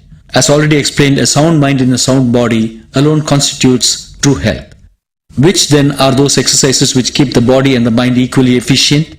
Indeed, nature has so arranged it that we can be engaged in physical as well as mental work at the same time. The vast majority of men on earth live by field labor. The farmer has to do strenuous bodily exercise at any cost, for he has to work for 8 or 10 hours or sometimes even more in order to earn his bread and clothing. And efficient labor is impossible unless the mind is also in good condition. He has to attend to all the many details of cultivation. He must have a good knowledge of soils and seasons, and perhaps also of the movements of the sun, the moon and the stars.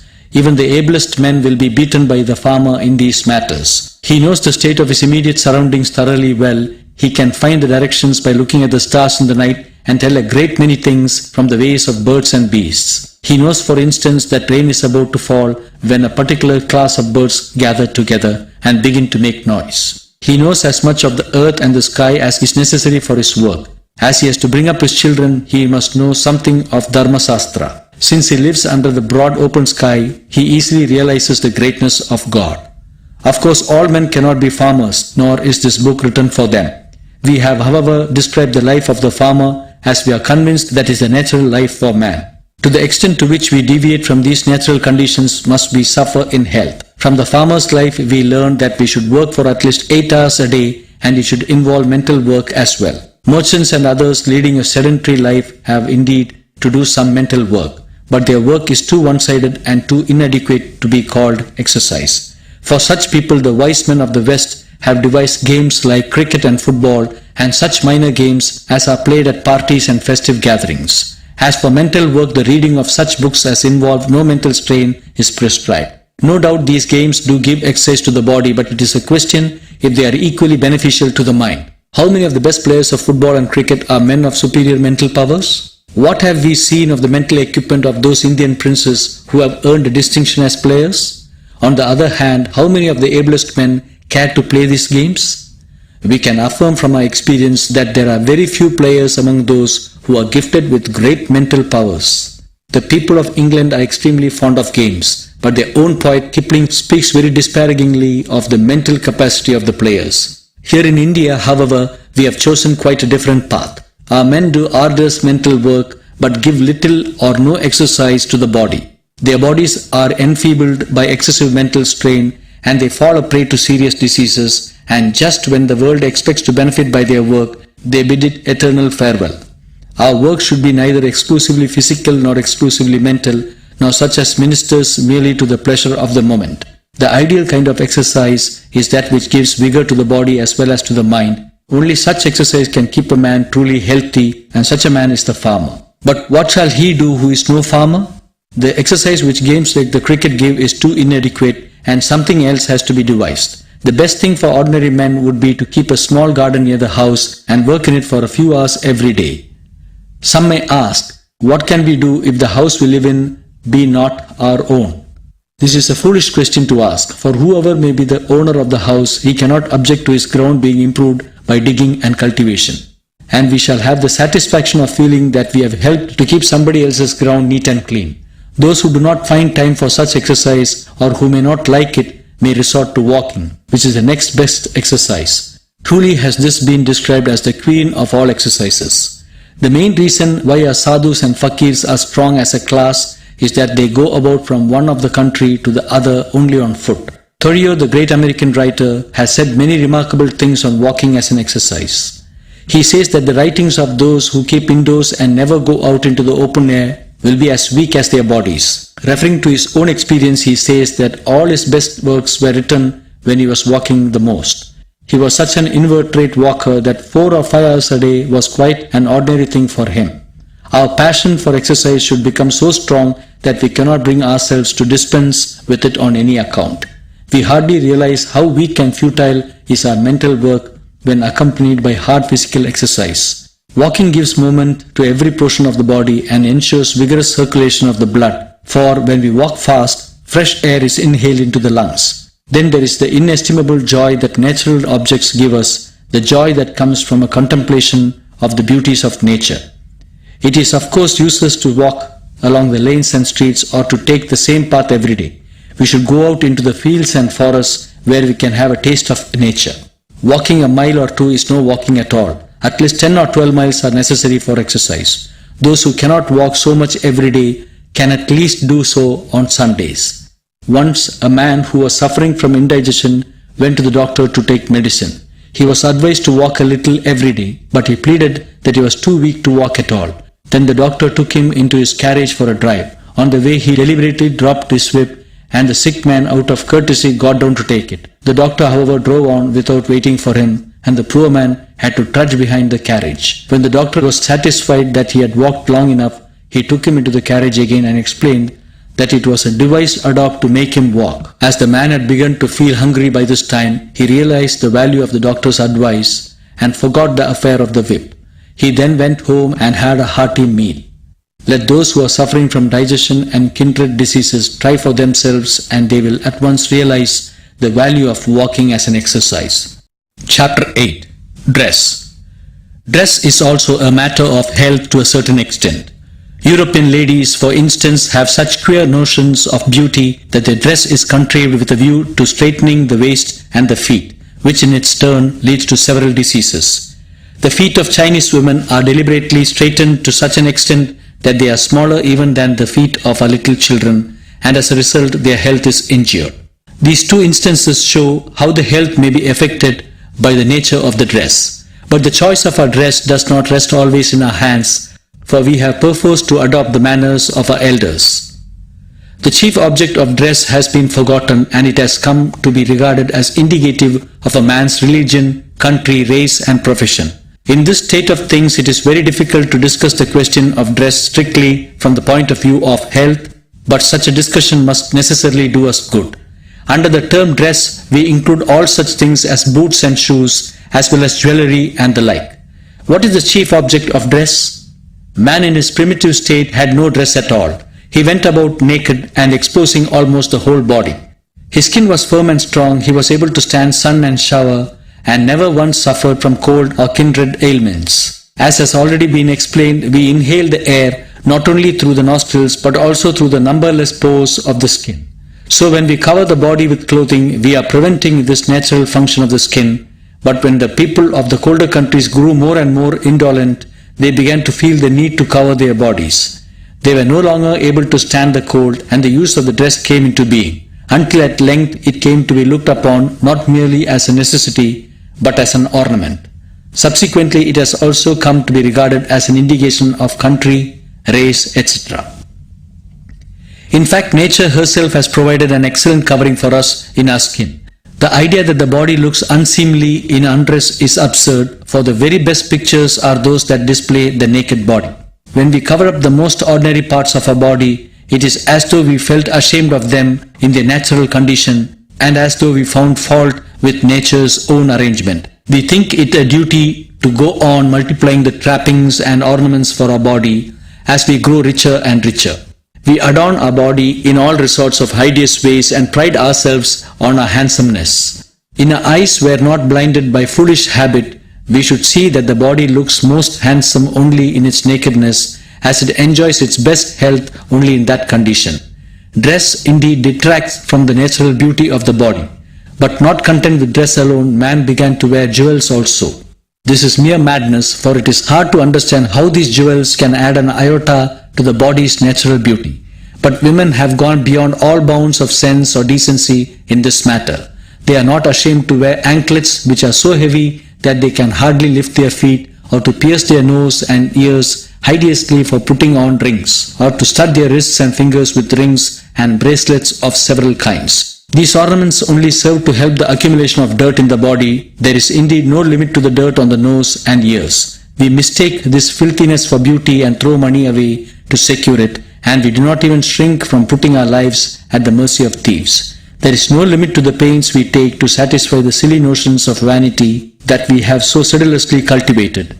Women indeed have become so infatuated that they are not prepared to remove the earring even if the ears are diseased, Even if the hand is swollen and suffering from frightful pain, they would not remove the bracelets, and they are unwilling to remove the ring from a swollen finger, since they imagine that their beauty would suffer by so doing. A thorough reform in dress is by no means an easy matter, but it is surely possible for all of us to renounce our jewels and all superfluous clothing. We may keep some few things for the sake of convention and throw off all the rest. Those who are free from the superstition that the dress is an ornament can surely effect many changes in their dress and keep themselves in good health. Nowadays, the notion has gained ground that European dress is necessary for maintaining our decency and prestige. This is not the place to discuss this question in detail. Here, it will be enough to point out that although the dress of Europeans might be good enough for the cold countries of Europe, it is hopelessly unsuited to India. Indian dress alone can be good for Indians, whether they be Hindu or Muslim.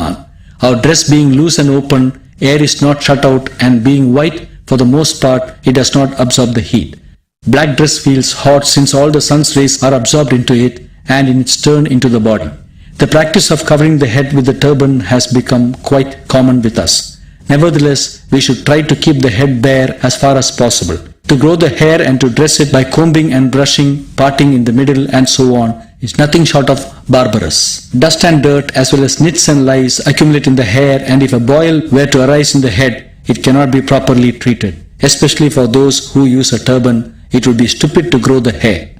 The feet also are common agents of disease. The feet of those who wear boots and shoes grow dirty and begin to exude a lot of stinking perspiration. So great is the stink that those who are sensitive to smells will hardly be able to stand by the side of one who is removing his shoes and socks. Our common names for the shoes speak of it as the protector of the feet and the enemy of the thorn, showing that shoes should be worn only when we have to walk along a thorny path or over very cold or hot ground, and that only the soles should be covered and not the entire feet. And this purpose is served excellently well by the sandal. Some people who are accustomed to the use of shoes often suffer from headaches, of pain in the feet, or weakness of the body. Let them try the experiment of walking with bare feet, and then they will at once find out the benefit of keeping the feet bare and free from sweat by exposure to the air. Chapter 9. Sexual Relations. I would specially request those who have carefully read through the book so far to read through this chapter with even greater care and ponder well over its subject matter. There are still several more chapters to be written, and they will of course be found useful in their own way, but not one of them is nearly as important as this. As I have already said, there is not a single matter mentioned in this book which is not based on my personal experience or which I do not believe to be strictly true. Many are the keys to health, and they are all quite essential, but the one thing needful above all others is brahmacharya. Of course, pure air, pure water and wholesome food do contribute to health. But how can we be healthy if we expend all the health that we acquire? How can we help being paupers if we spend all the money that we earn? There can be no doubt that men and women can never be virile or strong unless they observe true brahmacharya. What do we mean by brahmacharya? We mean by it that men and women should refrain from enjoying each other. This is to say, they should not touch each other with a carnal thought. They should not think of it even in their dreams. Their mutual glances should be free from all suggestion of carnality. The hidden strength that God has given us should be conserved by rigid self-discipline and transmitted into energy and power, not merely by body, but also of mind and soul. But what is the spectacle that we actually see around us? Men and women, old and young without exception, are seen entangled in the coils of sensuality. Blinded by lust, they lose all sense of right and wrong. I have myself seen even boys and girls behaving like madmen under its fatal influence. I too have behaved likewise under similar influences, and it could not well be otherwise. For the sake of momentary pleasure, we sacrifice in an instant all the stock of vitality that we have accumulated. The infatuation over, we find ourselves in a miserable condition. The next morning we feel hopelessly weak and tired, and the mind refuses to do its work. Then we try to remedy the mischief by taking all sorts of nervine tonics and put ourselves under the doctor's mercy for repairing the waste and for recovering the capacity for enjoyment. So the days pass and the years, until at length old age comes upon us and find us utterly emasculated in body and in mind. But the law of nature is just the reverse of this. The older we grow, the keener should grow our intellect also. The longer we live, the greater should be our capacity to transmit the fruits of our accumulated experience to our fellow men. And such is indeed the case with those who have been true brahmacharis. They know no fear of death, and they do not forget good even in the hour of death, nor do they indulge in vain complaints. They die with a smile on their lips and boldly face the day of judgment. They are the true men and women, and of them alone can it be said that they have conserved their health. We hardly realize the fact that incontinence is the root cause of all the vanity, anger, fear, and jealousy in the world.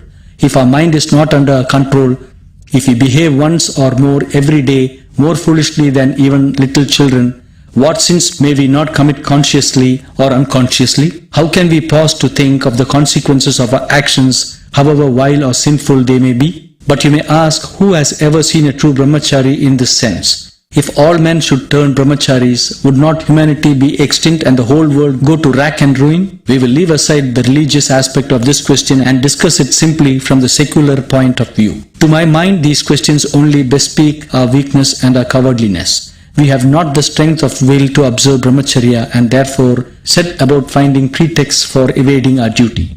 The race of true brahmacharis is by no means extinct, but if they were to be had merely for the asking, of what value would brahmacharya be? Thousands of hardy laborers have to go and dig deep into the bowels of the earth in search of diamonds, and at length they get perhaps merely a handful of them out of heaps and heaps of rock. How much greater then should be the labor involved in the discovery of the infinitely more precious diamond of a brahmachari? If the observance of brahmacharya should mean the ruin of the world, why should we regret it? Are we God that we should be so anxious about its future? He who created it will surely see to its preservation. It is none of our business to enquire if other people practice brahmacharya or not. When we turn merchant or lawyer or doctor, do we ever pause to consider what the fate of the world would be if all men were to do likewise? The true brahmachari will, in the long run, discover for himself answers to such questions. But how can men engrossed by the cares of the material world put these ideas into practice? What shall the married people do? What shall they do to have children? And what shall be done by those people who cannot control their lust?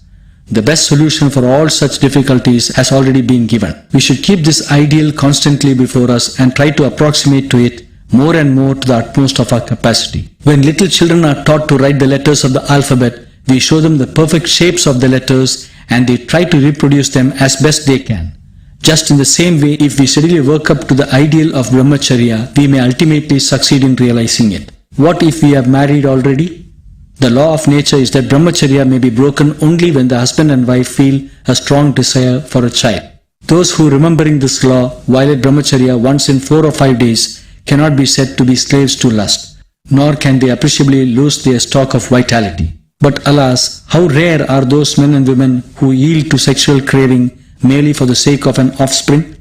The vast majority, who may be numbered in thousands, turn to sexual enjoyment merely to satisfy their carnal passion, with the result that children are born to them quite against their will. In the madness of sexual passion, we give no thought to the consequences of our acts. In this respect, men are even more to blame than women. The man is blinded so much by his lust that he never cares to remember that his wife is weak and incapable of rearing a child. In the West, indeed, people have trespassed even against the claims of common decency. They indulge in sexual pleasures and devise measures in order to evade the responsibilities of parenthood. Many books have been written on this subject, and a regular trade is being carried on in providing the means of preventing conception. We are as yet free from this sin, but we do not shrink from imposing the heavy burden of maternity on our women. And we are not concerned even to find that our children are weak, impotent and imbecile. Every time we get children, we bless Providence and so seek to hide from ourselves the wickedness of our acts. So should we not rather deem it a sign of God's anger to have children who are weak, sensual, crippled and impotent? Is it a matter for joy that mere boys and girls should have children? Is it not rather a curse of God? We all know that the premature fruit of a too young plant weakens the parent, and so we try all means of delaying the appearance of fruit. But we sing hymns of praise and thanksgiving to God when a child is born of a boy father and a girl mother. Could anything be more dreadful? Do we think that the world is going to be saved by the countless swarms of such impotent children endlessly multiplying in India or elsewhere in the world? Verily, we are in this respect far worse than even the lower animals. For the bull and the cow are brought together solely with the object of having a calf. Man and woman should regard it as a sacred duty to keep apart from the moment of conception up to the time when the child has ceased to suck its mother's breast. But we go on in a merry fashion, blissfully forgetful of this sacred obligation. This incurable disease enfeebles our mind and leads us to an early grave, after making us drag a miserable existence for a short while. Married people should understand the true function of marriage and should not violate the law of brahmacharya except with a view to having a child for the continuation of the race. But this is so difficult under our present conditions of life. Our diet, our ways of life, our common talk and our environments are all equally calculated to rouse and keep alive our sensual appetite, and sensuality is like a poison eating into our vitals. Some people may doubt the possibility of our being able to free ourselves from this bondage. This book is written not for those who go about with such doubtings of heart, but only for those who are really in earnest and who have the courage to take active steps for their improvement. Those who are quite content with their present abject condition may even be offended to read all this, but I hope this will be of some service to those who are heartily disgusted with their own miserable existence. From all that has been said, it follows that those who are still unmarried should try to remain so, but if they cannot help marrying, they should do so as late as possible. Young men, for instance, should take a vow to remain unmarried till the age of 25 or 30. We shall not explain here all the benefits other than physical that result from this, but those who want to enjoy them can do so for themselves. The request to those parents who may read these pages is that they should not tie a millstone round the necks of their sons by marrying them in their teens. They should look also to the welfare of their sons and not only to their own interests. They should throw aside all silly notions of caste pride or respectability and cease to indulge in such heartless practices. Let them rather, if they are true well-wishers of their children, look to their physical, mental and moral improvements. What greater disservice can they do to their sons than compelling them to enter upon a married life with all its tremendous responsibilities and cares even while they are mere boys? Then again the true laws of health demand that the man that loses his wife as well as the woman that loses her husband should remain single ever after. There is a difference of opinion among doctors as to whether young men and women need ever let their vital fluid escape, some answering the question in the affirmative, others in the negative. But this cannot justify our taking advantage of it for sensual enjoyment. I can affirm without the slightest hesitation from my own experience as well as that of others that sexual enjoyment is not only not necessary for the preservation of health, but is positively detrimental to it. All the strength of body and mind that has taken long to acquire is lost together by the escape of the vital fluid, and it takes a long time to regain this lost strength, and even then there is no saying that it can be thoroughly recovered. A broken vessel may be made to do its work after mending, but it can never be anything but a broken vessel. As has already been pointed out, the preservation of a vitality is impossible without pure air, pure water, pure and wholesome food as well as pure thoughts. So vital indeed is the relation between our health and the life that we lead that we can never be perfectly healthy unless we lead a clean life. The earnest man who, forgetting the errors of the past, begins to live a life of purity will be able to reap the fruit of it straightaway. Those who have practiced true brahmacharya even for a short period will have seen how their body and mind improve steadily in strength and power, and they will not at any cost be willing to part with this treasure. I have myself been guilty of lapses even after having fully understood the value of brahmacharya and have of course paid dearly for it. I am filled with shame and remorse when I think of the terrible contrast between my condition before and after these lapses. But from the errors of the past I have now learned to preserve this treasure intact, and I fully hope with God's grace to continue to preserve it in the future. For I have in my own person witnessed the inestimable benefits of brahmacharya. I was married early in life and had become the father of children as a mere youth. When at length I awoke to the reality of my situation, I found myself sunk in the lowest depths of degradation. I shall consider myself amply rewarded for writing these pages if at least a single reader is able to take warning from my failings and experiences and to profit thereby. Many people have told me, and I also believe it, that I am full of energy and enthusiasm and that my mind is by so means weak. Some even accuse me of rashness. There is disease in my body as well as in my mind. Nevertheless, when compared with my friends, I may call myself perfectly healthy and strong.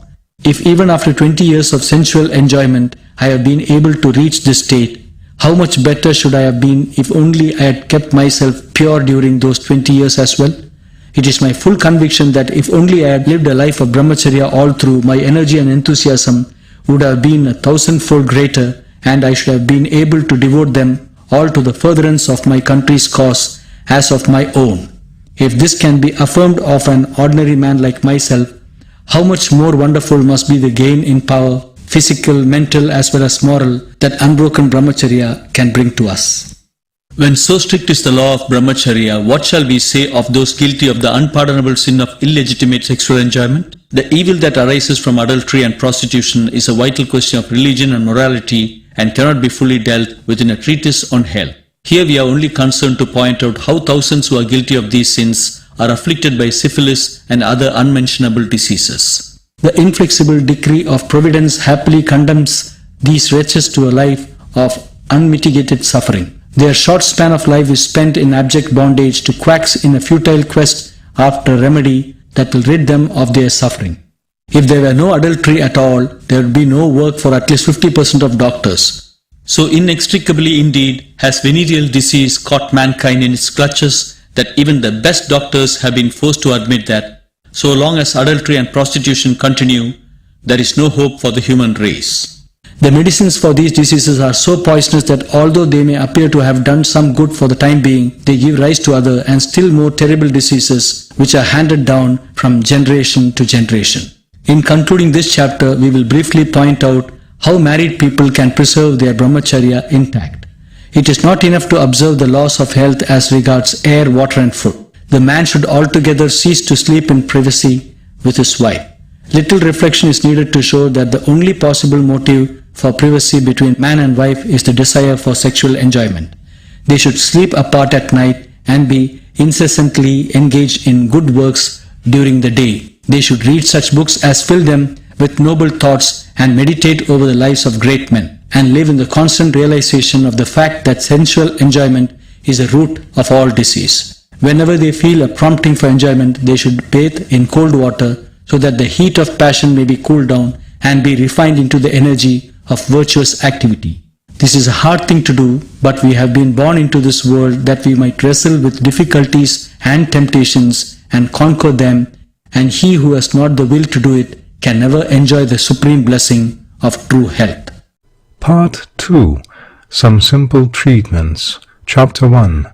Air treatment. We have now done with the discussion of the foundations of health as well as the means of its preservation. If all men and women were to obey all the laws of health and practice strict brahmacharya, there would be no need at all for the chapters which follow, for such men and women would then be free from all ailments, whether of the body or of the mind. But where can such men and women be found? Where are they who have not been afflicted by disease? The more strictly, however, we observe the laws which have been explained in this book, the more shall we be free from disease. But when diseases do attack us, it is our duty to deal with them properly, and the following chapters are intended to show how to do it. Pure air, which is so essential to the preservation of health, is also essential to the cure of diseases.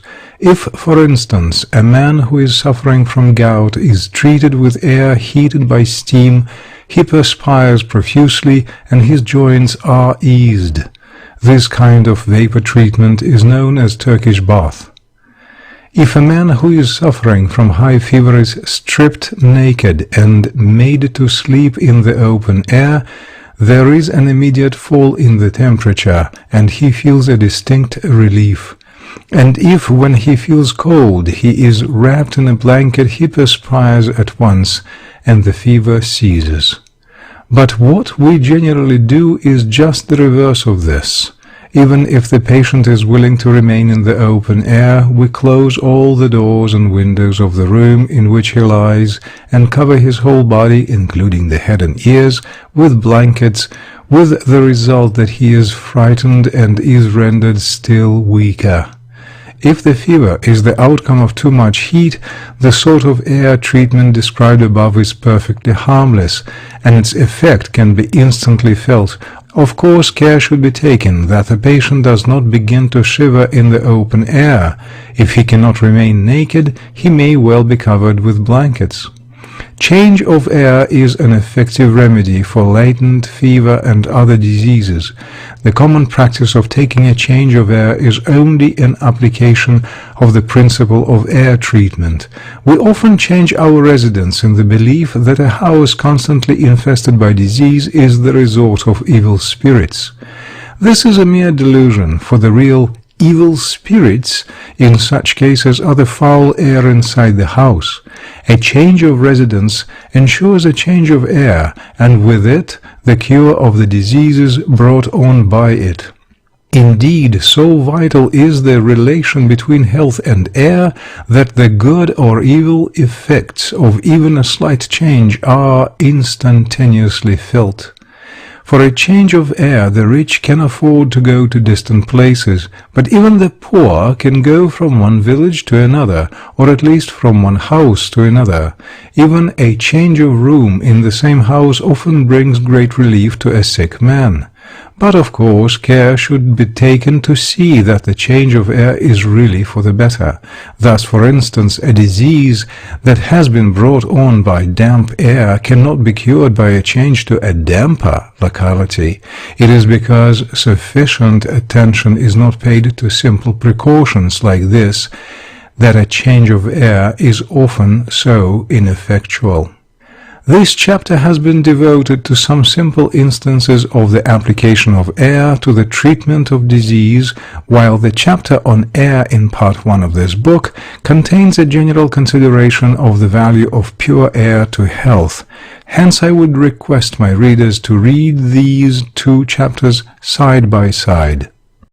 Chapter 2. Water Cure. Since air is invisible, we cannot perceive the wonderful way in which it does its work. But the work of water and its curative effects can be easily seen and understood. All people know something of the use of steam as a curative agent. We often employ it in cases of fever, and very often severe headaches can be cured only by its application. In cases of rheumatic pain in the joints, rapid relief is obtained by the use of steam, followed by a cold bath. Boils and ulcers not cured by simple dressing with ointments can be completely healed by the application of steam. In case of extreme fatigue, a steam bath or a hot water bath immediately followed by a cold bath will be found very effective. So too, in cases of sleeplessness, instant relief is often obtained by sleeping in the open air after a steam bath, followed by a cold bath. Hot water can always be used as a substitute for steam. When there is severe pain in the stomach, instant relief is obtained by warming with a bottle filled with boiling water placed over a thick cloth wrapped around the waist. Whenever there is a desire to vomit, it can be done by drinking plenty of hot water.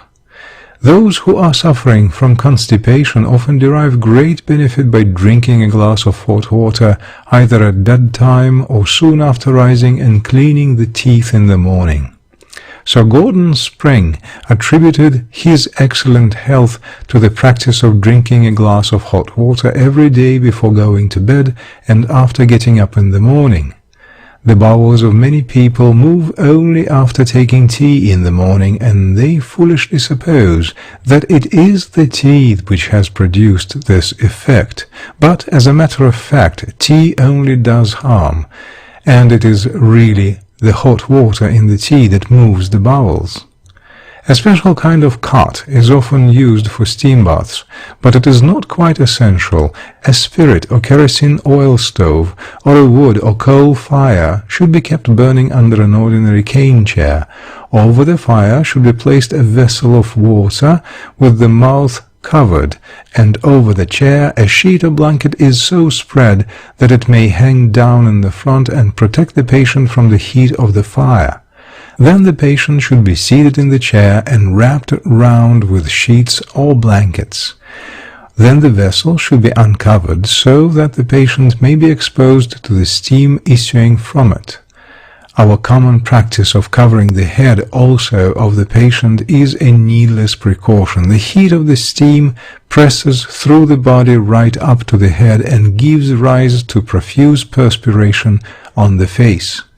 If the patient is too weak to sit up, he may be made to lie down on a cot with interstices, taking care to see that none of the steam escapes.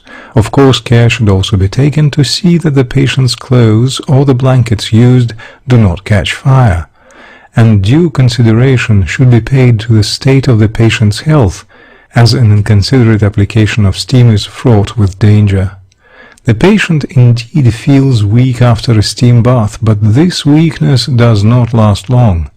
Too frequent use of steam, however, enfeebles the constitution, and it is of the highest importance to apply steam with due deliberation. Steam may also be applied to any single part of the body. In cases of headaches, for instance, there is no need to expose the whole body to the steam. The head should be held just over a narrow-mouthed jar of boiling water and wrapped round with a cloth. Then the steam should be inhaled through the nose so that it may ascend into the head. If the nasal passage is blocked, it will also be opened by this process. Likewise, if there be inflammation in any part of the body, it alone need be exposed to the steam. Very few realize the curative value of cold water, in spite of the fact that it is even more valuable in this respect than hot water, and can be made use of by even the weakest persons. In fever, smallpox, and skin diseases, the application of a sheet dipped in cold water is very beneficial, and often produces startling results, and anybody may try it without the least risk. Dizziness or delirium can be instantly relieved by tying round the head a cloth dipped in melted ice. People suffering from constipation often derive great benefits by tying round the stomach for some time a piece of cloth dipped in melted ice. Involuntary seminal discharges can also be often prevented by the same means. Bleeding in any part of the body may be stopped by the application of a bandage dipped in ice-cold water. Bleeding from the nose is stopped by pouring cold water over the head. Nasal diseases, cold and headache, may be cured by drawing pure cold water up the nose. The water may be drawn through one nostril and discharged through the other, or drawn through both nostrils and discharged through the mouth. There is no harm in the water going even into the stomach, provided the nostrils are clean. And indeed, this is the best way to keep the nostrils clean. Those who are unable to draw the water up the nostrils may use a syringe, but after a few attempts it can be done quite easily. All should learn to do this, since it is very simple and at the same time a most effective remedy against headaches, bad smells in the nose, as well as dirty accumulations in the nasal passage. Many people are afraid of taking an enema, and some even think that the body is weakened by it. But such fears are baseless. There is no more effective means of producing an instant evacuation of the bowels. It has proved effective in many diseases where all other remedies have been futile. It thoroughly cleans the bowels and prevents the accumulation of poisonous matter. If those who suffer from rheumatic complaints, or indigestion, or pains caused by an unhealthy condition of the bowels, take an enema of 2 pounds of water, they would see how instantaneous is its effect. One writer on this subject says that once he was suffering from chronic indigestion, and, all remedies proving futile, he had grown emaciated, but the application of the enema at once restored him his appetite and altogether cured him of his complaint in a few days. Even ailments like jaundice can be cured by the application of the enema. If the enema has to be frequently employed, cold water should be used, for the repeated use of hot water is likely to enfeeble the constitution. Dr. Louis Kuhne of Germany has, after repeated experiments, arrived at the conclusion that water cure is the best for all diseases. His books on this subject are so popular that they are now available in almost all the languages of the world, including those of India. He contends that the abdomen is the seat of all diseases. When there is too much heat in the abdomen, it manifests itself in the form of fever, rheumatism, eruptions on the body, and the like. The efficacy of water cure had indeed been recognized by several people long before Kuhne, but it was he who for the first time pointed out the common origin of all diseases. His views need not be accepted by us in their entirety, but it is an undoubted fact that his principles and methods have proved effective in many diseases. To give only one instance out of many that have come within my experience, in a bad case of rheumatism, a thorough cure was effected by Kuhne's system, after all other remedies had been tried and had proved utterly ineffectual. Dr. Kuhne holds that the heat in the abdomen abates by the application of cold water, and has therefore prescribed the bathing of the abdomen and the surrounding parts with thoroughly cold water. And for the greater convenience of bathing, he has devised a special kind of tin bath. This, however, is not quite indispensable. The tin tubs of an oval shape and of different sizes to suit people of different heights, available in our bazaars, will do equally well. The tub should be filled 3/4 with cold water, and the patient should seat himself in it in such a fashion that his feet and the upper part of the body remain outside the water, and the rest of the body up to the hips inside it. The feet may preferably be placed on a low footstool. The patient should sit in the water quite naked, but if he feels cold, the feet and the upper part of the body should be covered with a blanket. If a shirt is worn, it should be kept entirely outside the water. The bath should be taken in a room where there is plenty of fresh air and light. The patient should then slowly rub, or cause to be rubbed, the abdomen with a small rough towel from 5 to 30 minutes or more. The effect is instantly felt in most cases. In cases of rheumatism, the wind in the stomach escapes in the form of eructations and the like, and in cases of fever, the thermometer falls by 1 or 2 degrees. The bowels are readily cleaned by this process, fatigue disappears, sleeplessness is removed, and extreme drowsiness gives place to vigor. This contrariness of result is more apparent than real. For want of sleep and the excess of it are both brought on by the same cause. So too dysentery and constipation, which are both the outcome of indigestion, are cured by this method. Piles of long standing can also be got rid of by this bath with proper regulation of diet. Those who are troubled by the necessity of constant spitting should at once resort to this treatment for a cure. By its means the weak can become strong, and even chronic rheumatism has been cured by it. It is also an effective remedy for hemorrhages, headaches, and blood poisoning. Kuhne prescribes it as an invaluable remedy even for diseases like the cancer. A pregnant woman who takes to it regularly will have an easy childbirth.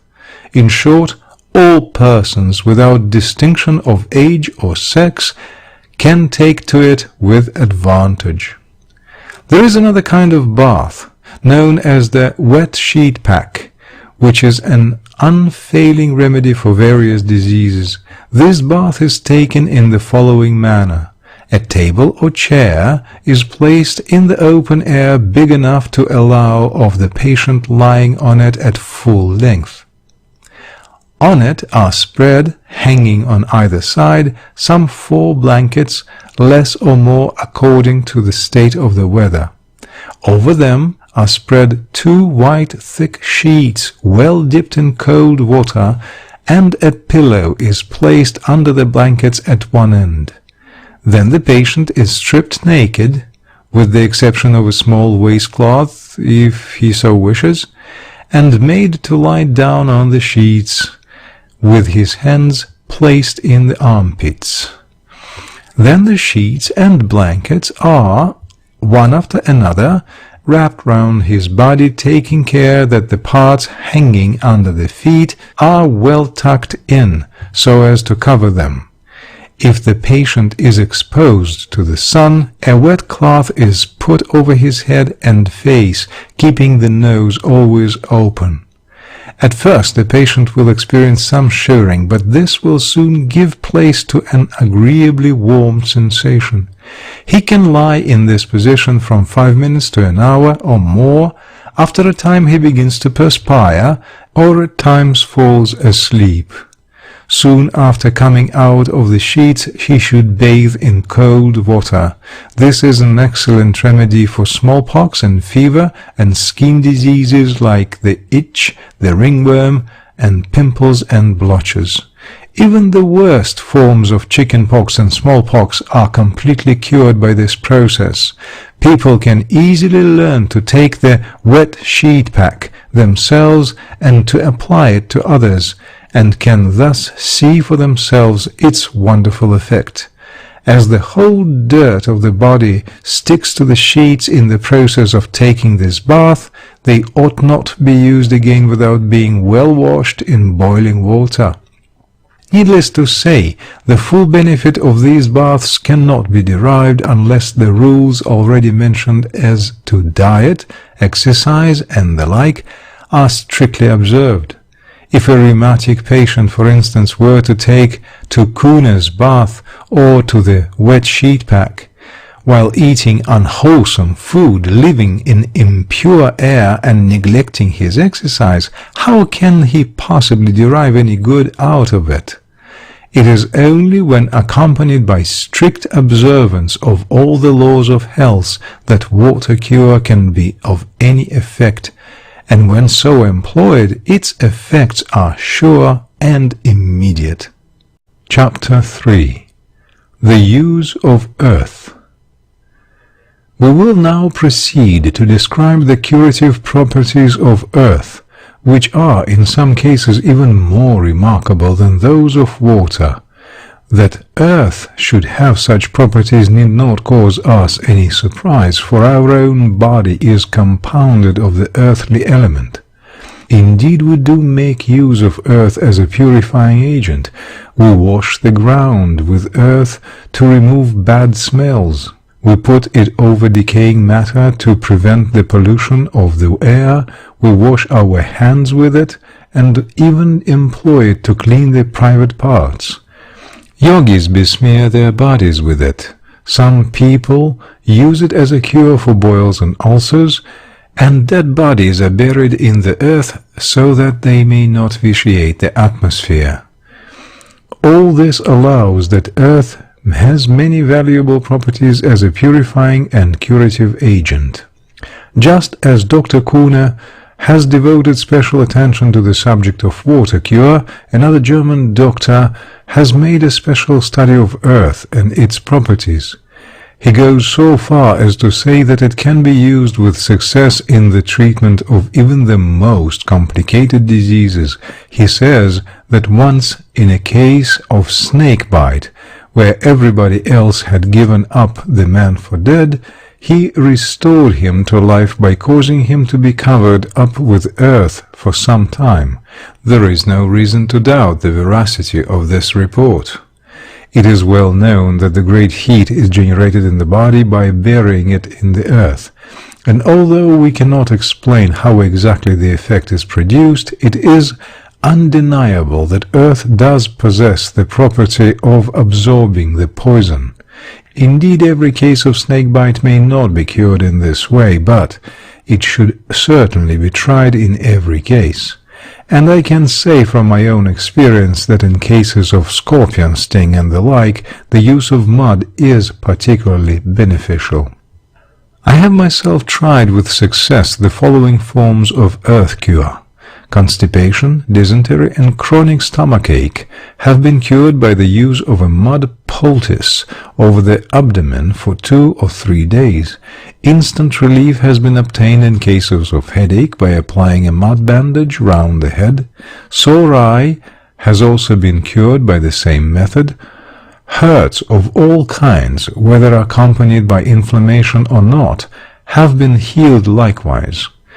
In the old days I could not keep well without a regular use of Eno's fruit salt and the like, but since 1904, when I learnt the value of earth cure, I have had not a single occasion to use them. A mud poultice over the abdomen and the head gives distinct relief in a state of high fever. Skin diseases like the itch, the ringworm, and boils have been cured with the use of mud, though no doubt ulcers from which pus issues are not so easily cured. Burns and scalds are likewise healed by mud, which also prevents inflammation. Piles, too, are cured by the same treatment. When the hands and feet become red and swollen owing to frost, mud is an unfailing remedy, and pain in the joints is also relieved by it. From these and other experiments in mud cure, I have come to the conclusion that earth is an invaluable element in the domestic treatment of diseases. All kinds of earth are not, of course, equally beneficial. Dry earth, dug out from a clean spot, has been found the most effective. It should not be too sticky. Mud, which is midway between sand and clay, is the best. It should, of course, be free from cow dung and other rubbish. It should be well sifted in a fine sieve, and then soaked in cold water to the consistency of well-kneaded dough before use. Then it should be tied up in a piece of clean, unstarched cloth and used in the form of a thick poultice. The poultice should be removed before the mud begins to dry up. Ordinarily, it will last from 2 to 3 hours. Mud, once used, should never be used again, but a cloth, once used, can be used again after being well washed, provided it is free from blood and other dirty matter. If the poultice has to be applied to the abdomen, it should first be covered over with a warm cloth. Everybody should keep a tinful of earth ready for use, so as not to have to hunt for it whenever an occasion arises for its use. Otherwise, much precious time may be wasted in cases, as of scorpion sting, where delay would be dangerous. Chapter 4. Fever and its cure.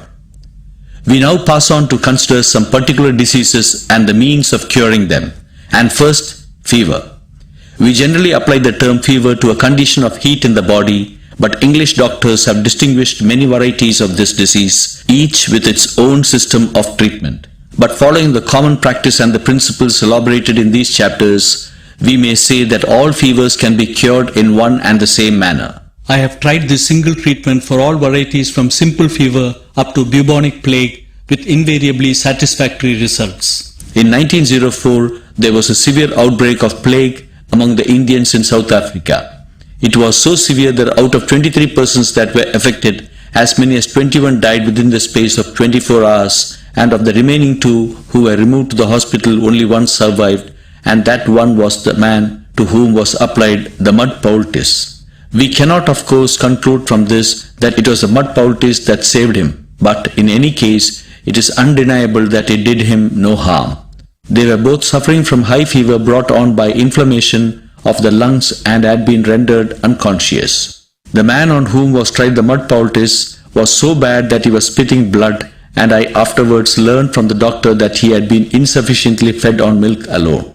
As most fevers are caused by disorders of the bowels, the very first thing to do is to starve the patient. It is a mere superstition that a weak man will get weaker by starving.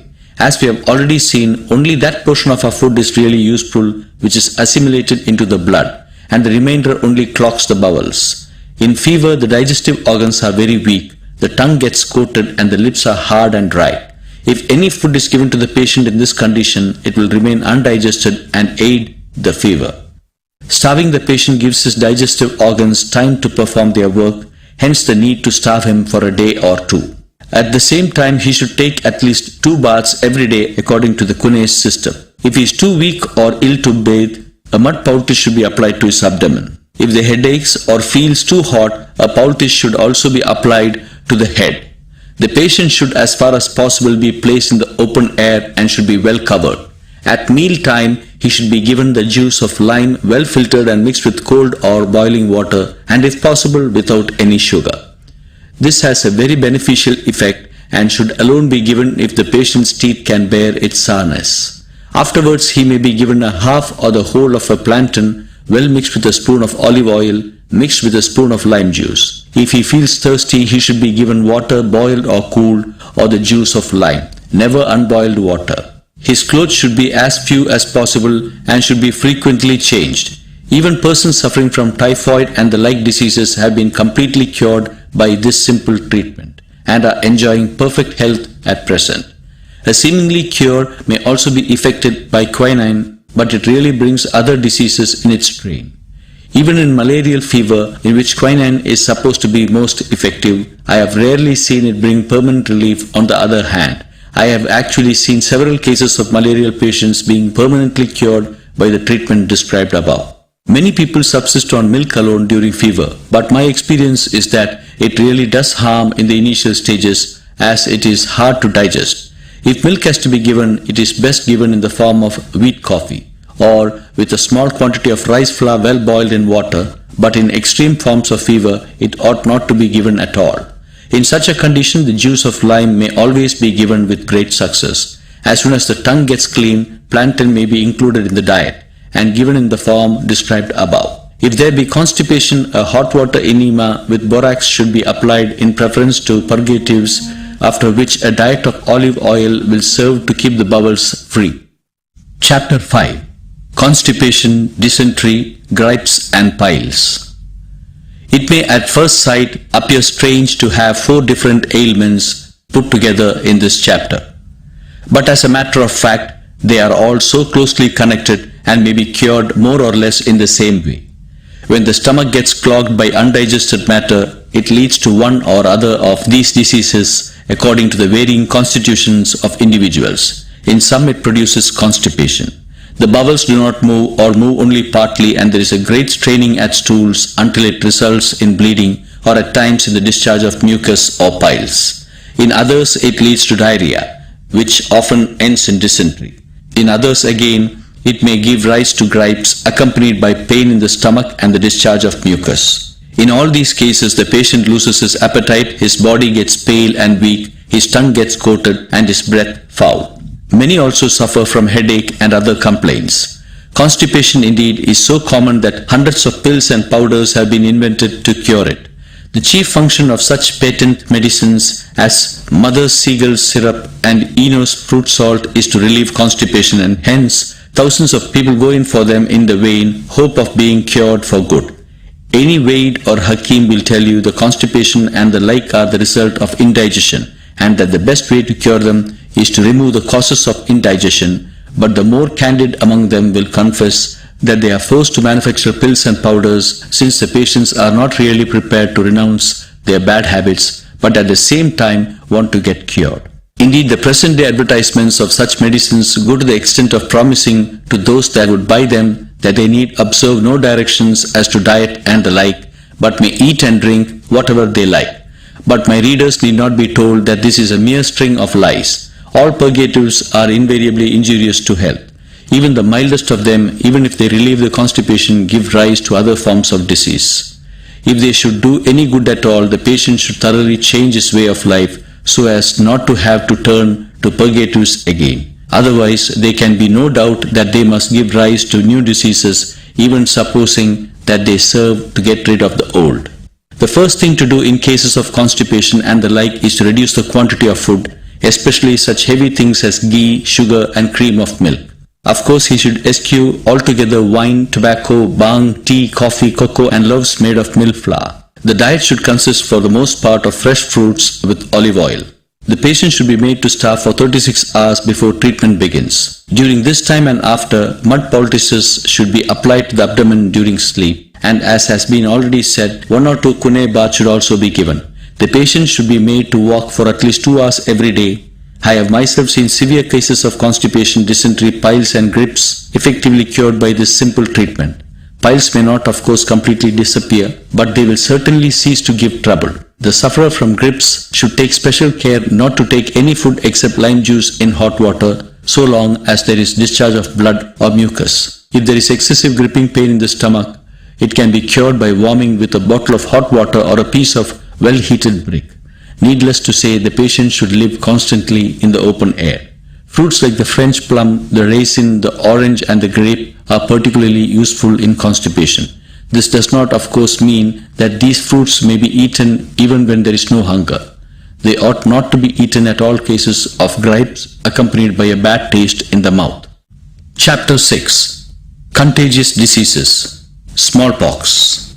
Now we will proceed to deal with the treatment of contagious diseases. They have a common origin, but since smallpox is by far the most important of them, we will give a separate chapter to it, dealing with the rest in another chapter. We are all terribly afraid of the smallpox and have very crude notions about it. We in India even worship it as a deity. In fact, it is caused, just like other diseases, by the blood getting impure owing to some disorder of the bowels, and the poison that accumulates in the system is expelled in the form of smallpox. If this view is correct, then there is absolutely no need to be afraid of smallpox. If it were really a contagious disease, everyone should catch it by merely touching the patient. But this is not always the case. Hence, there is really no harm in touching the patient, provided we take some essential precautions in doing so. We cannot, of course, assert the smallpox is never transmitted by touch, for those that are physically in a condition favorable to its transmission will catch it. This is why, in a locality where smallpox has appeared, many people are found attacked by it at the same time. This has given rise to the superstition that it is a contagious disease, and hence to attempt to mislead the people into the belief that vaccination is an effective means of preventing it. The process of vaccination consists in injecting into the skin the liquid that is obtained by applying the discharge from the body of a smallpox patient to the udder of a cow. The original theory was that a single vaccination would suffice to keep a man immune from this disease for life. But when it was found that even vaccinated persons were attacked by the disease, a new theory came into being that the vaccination should be renewed after a certain period, and today it has become the rule for all persons, whether already vaccinated or not, to get themselves vaccinated whenever smallpox rages as an epidemic in any locality, so that it is no uncommon thing to come across people who have been vaccinated 5 or 6 times or even more. Vaccination is a barbarous practice, and it is one of the most fatal of all the delusions current in our time, not to be found even among the so-called savage races of the world.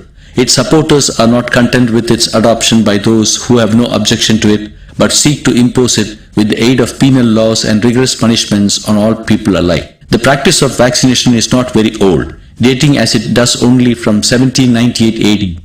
But during this comparatively short period that has elapsed, millions have fallen a prey to the delusion that those who get themselves vaccinated are safe from the attack of smallpox. No one can say that smallpox will necessarily attack those who have not been vaccinated, for many cases have been observed of unvaccinated people being free from its attack. From the fact that some people who are not vaccinated do get the disease, we cannot of course conclude that they would have been immune if only they had got themselves vaccinated. Moreover, vaccination is a very dirty process, for the serum which is introduced into the human body includes not only that of the cow but also of the actual smallpox patient. An average man would even vomit at the mere sight of this stuff. If the hand happens to touch it, it is always washed with soap. The mere suggestion of tasting it fills us with indignation and disgust. But how few of those who get themselves vaccinated realize that they are in effect eating this filthy stuff. Most people know that in several diseases, medicines and liquid food are injected into the blood and that they are assimilated into the system more rapidly than if they were taken through the mouth. The only difference, in fact, between injection and the ordinary process of eating through the mouth is that the assimilation in the former case is instantaneous, while that in the latter is slow. And yet we do not shrink from getting ourselves vaccinated. As has been well said, cowards die a living death, and our craze for vaccination is solely due to the fear of death or disfigurement by smallpox. I cannot also help feeling that vaccination is a violation of the dictates of religion and morality. The drinking of the blood of even dead animals is looked upon with horror even by habitual meat eaters. Yet, what is vaccination but the taking in of the poisoned blood of an innocent living animal?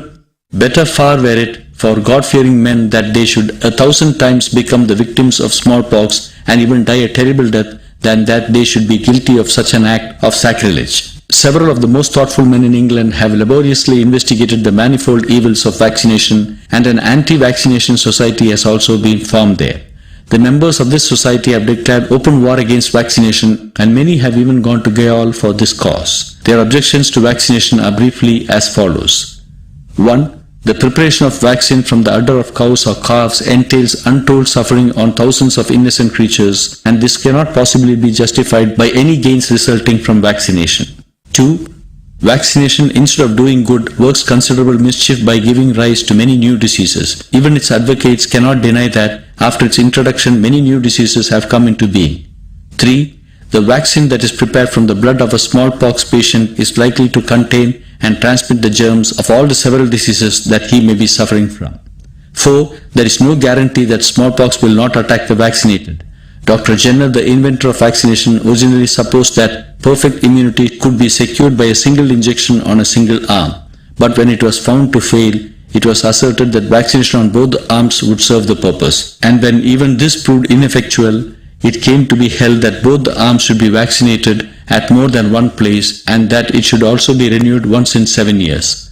Finally, the period of immunity has further been reduced to 3 years. All this clearly shows that doctors themselves have no definite views on the matter. The truth is, as we have already said, that there is no saying that smallpox will not attack the vaccinated, or that all cases of immunity must needs be due to vaccination. 5. The vaccination is a filthy substance, and it is foolish to expect that one kind of filth can be removed by another. By these and similar arguments, this society has already produced a large volume of public opinion against vaccination. In a certain town, for instance, a large proportion of the people refuse to be vaccinated, and yet statistics prove that they are singularly free from disease. The fact of the matter is that it is only the self-interest of doctors that stands in the way of the abolition of this inhuman practice, for the fear of losing the large incomes that they at present derive from this source blinds them to the countless evils which it brings. There are, however, a few doctors who recognize these evils and who are determined opponents of vaccination. Those who are conscientious objectors to vaccination should, of course, have the courage to face all penalties and persecutions to which they may be subjected by law, and stand alone if need be against the whole world in defense of their conviction. Those who object to it merely on the grounds of health should acquire complete mastery of the subject and should be able to convince others of the correctness of their views and convert them into adopting those views in practice. But those who have neither definite views on the subject nor courage enough to stand up for their convictions should no doubt obey the laws of the state and shape their conduct in deference to the opinions and practices of the world around them. Those who object to vaccination should observe all the more strictly the laws of health already explained, for the strict observance of these laws ensures in the system those vital forces which counteract all disease germs and is therefore the best protection against smallpox as well as other diseases. If, while objecting to the introduction of the poisonous vaccine into the system, they surrendered themselves to the still more fatal poison of sensuality, they would undoubtedly forfeit their right to ask the world to accept their views on the matter. When smallpox has actually appeared, the best treatment is the wet sheet pack, which should be applied 3 times a day. It relieves the fever and the sores heal rapidly. There is no need at all to apply oils or ointments on the sores. If possible, a mud poultice should be applied in 1 or 2 places. The diet should consist of rice and light fresh fruits, all rich fruits like date and almond being avoided. Normally, the sores should begin to heal under the wet sheet pack in less than a week. If they do not, it means that the poison in the system has not been completely expelled. Instead of looking upon smallpox as a terrible disease, we should regard it as one of the nature's best experiments for getting rid of the accumulated poison in the body and the restoration of normal health. After an attack of smallpox, the patient remains weak for some time and in some cases even suffers from other ailments. But this is due not to the smallpox itself, but to the wrong remedies employed to cure it. Thus, the use of quinine in fever often results in deafness and even leads to extreme form of it known as quininism. So too, the employment of mercury, in venereal diseases leads to many new forms of disease. Then again, too frequent use of purgatives in constipation brings on ailments like the piles. The only sound system of treatment is that which attempts to remove the root causes of disease by a strict observance of the fundamental laws of health. Even the costly bhasmas, which are supposed to be unfailing remedies for such diseases, are in effect highly injurious, for although they may seem to do some good, they excite the evil passions and ultimately ruin the health. After the vesicles on the body have given place to scabs, olive oil should be constantly applied and the patient bathed every day. Then the scabs rapidly fall off and even the pox soon disappear, the skin recovering its normal color and freshness. Chapter 7.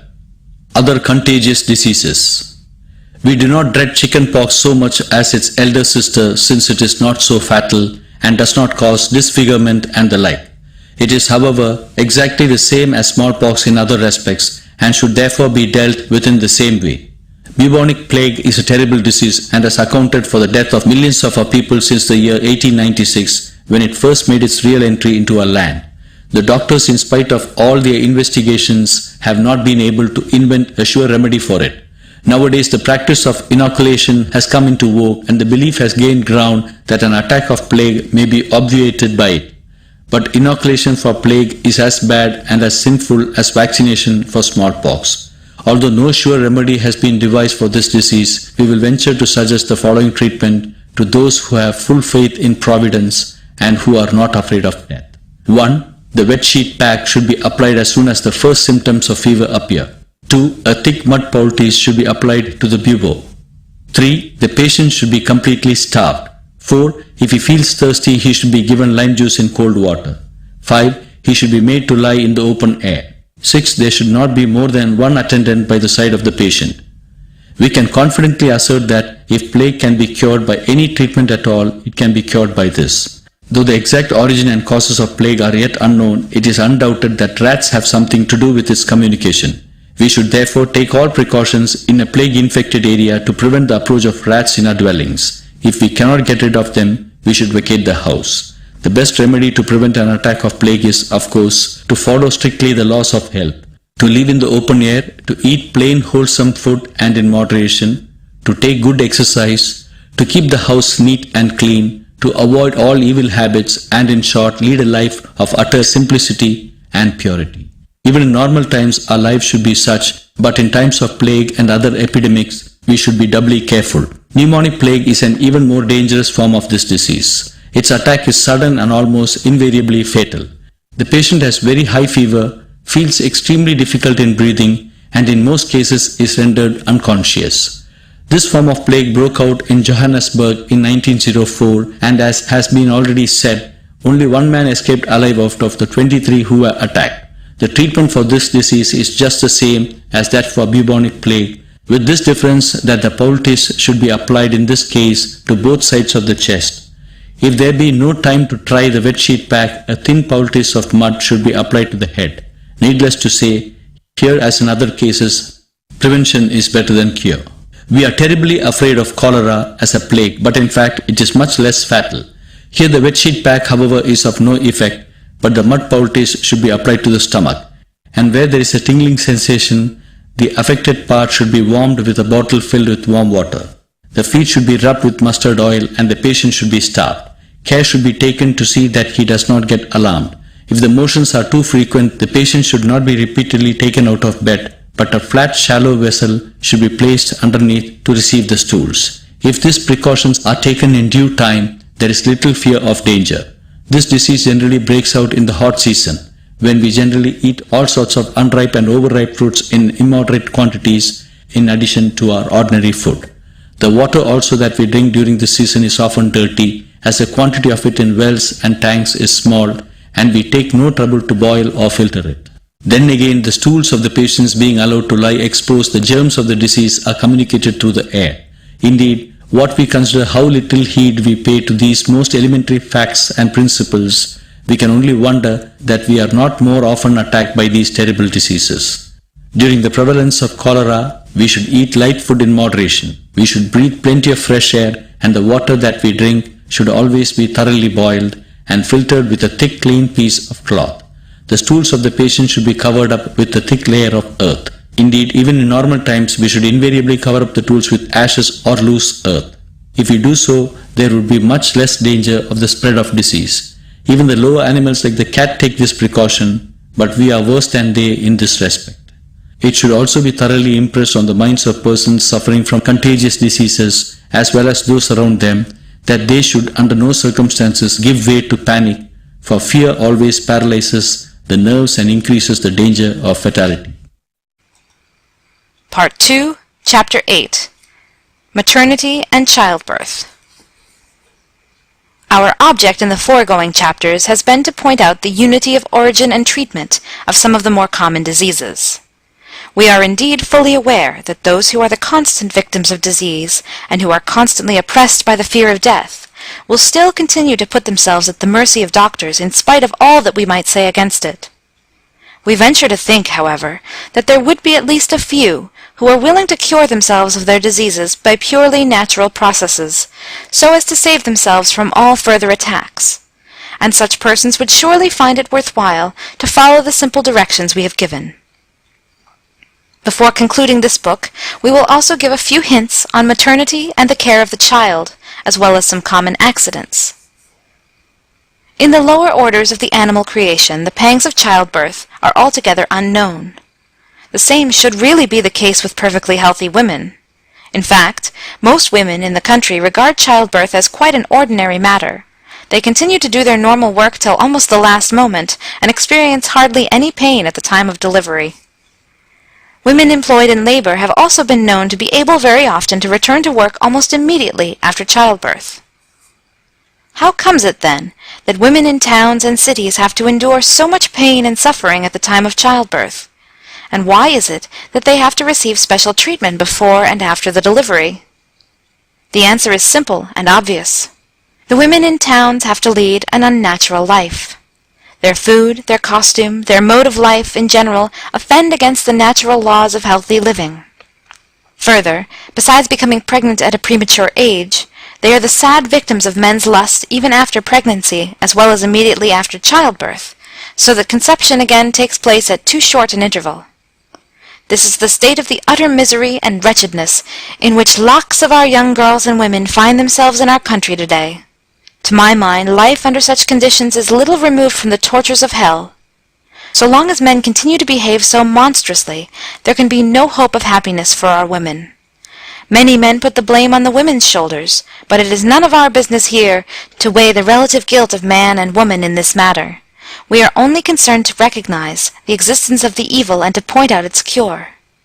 Let all married people realize, once for all, that so long as sexual enjoyment at a premature age, as well as during pregnancy and soon after childbirth, does not cease to exist in our land, an easy and painless childbirth must remain a wild dream.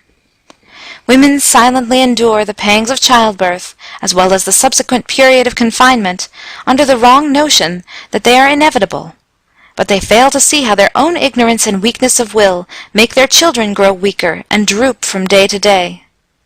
It is the clear duty of every man and woman to try to avert this calamity at any cost. If even a single man and woman should do their duty in this matter, to that extent it would mean the elevation of the world. And this is clearly a matter in which no man need or should wait for another's example.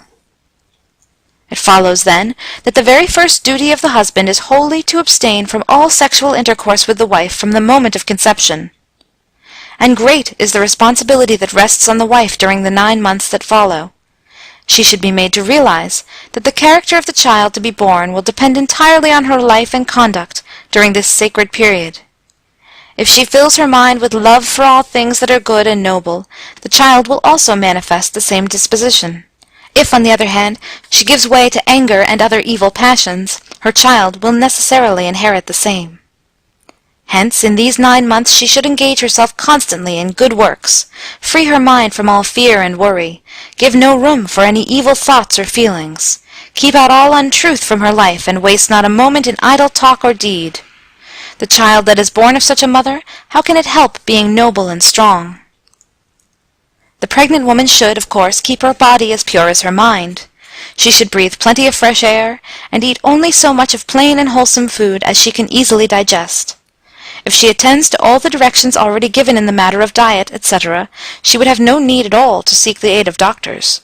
If she suffers from constipation, the proportion of olive oil in the diet should be increased, and in cases of nausea or vomiting, she should take a juice of a lime in water without sugar.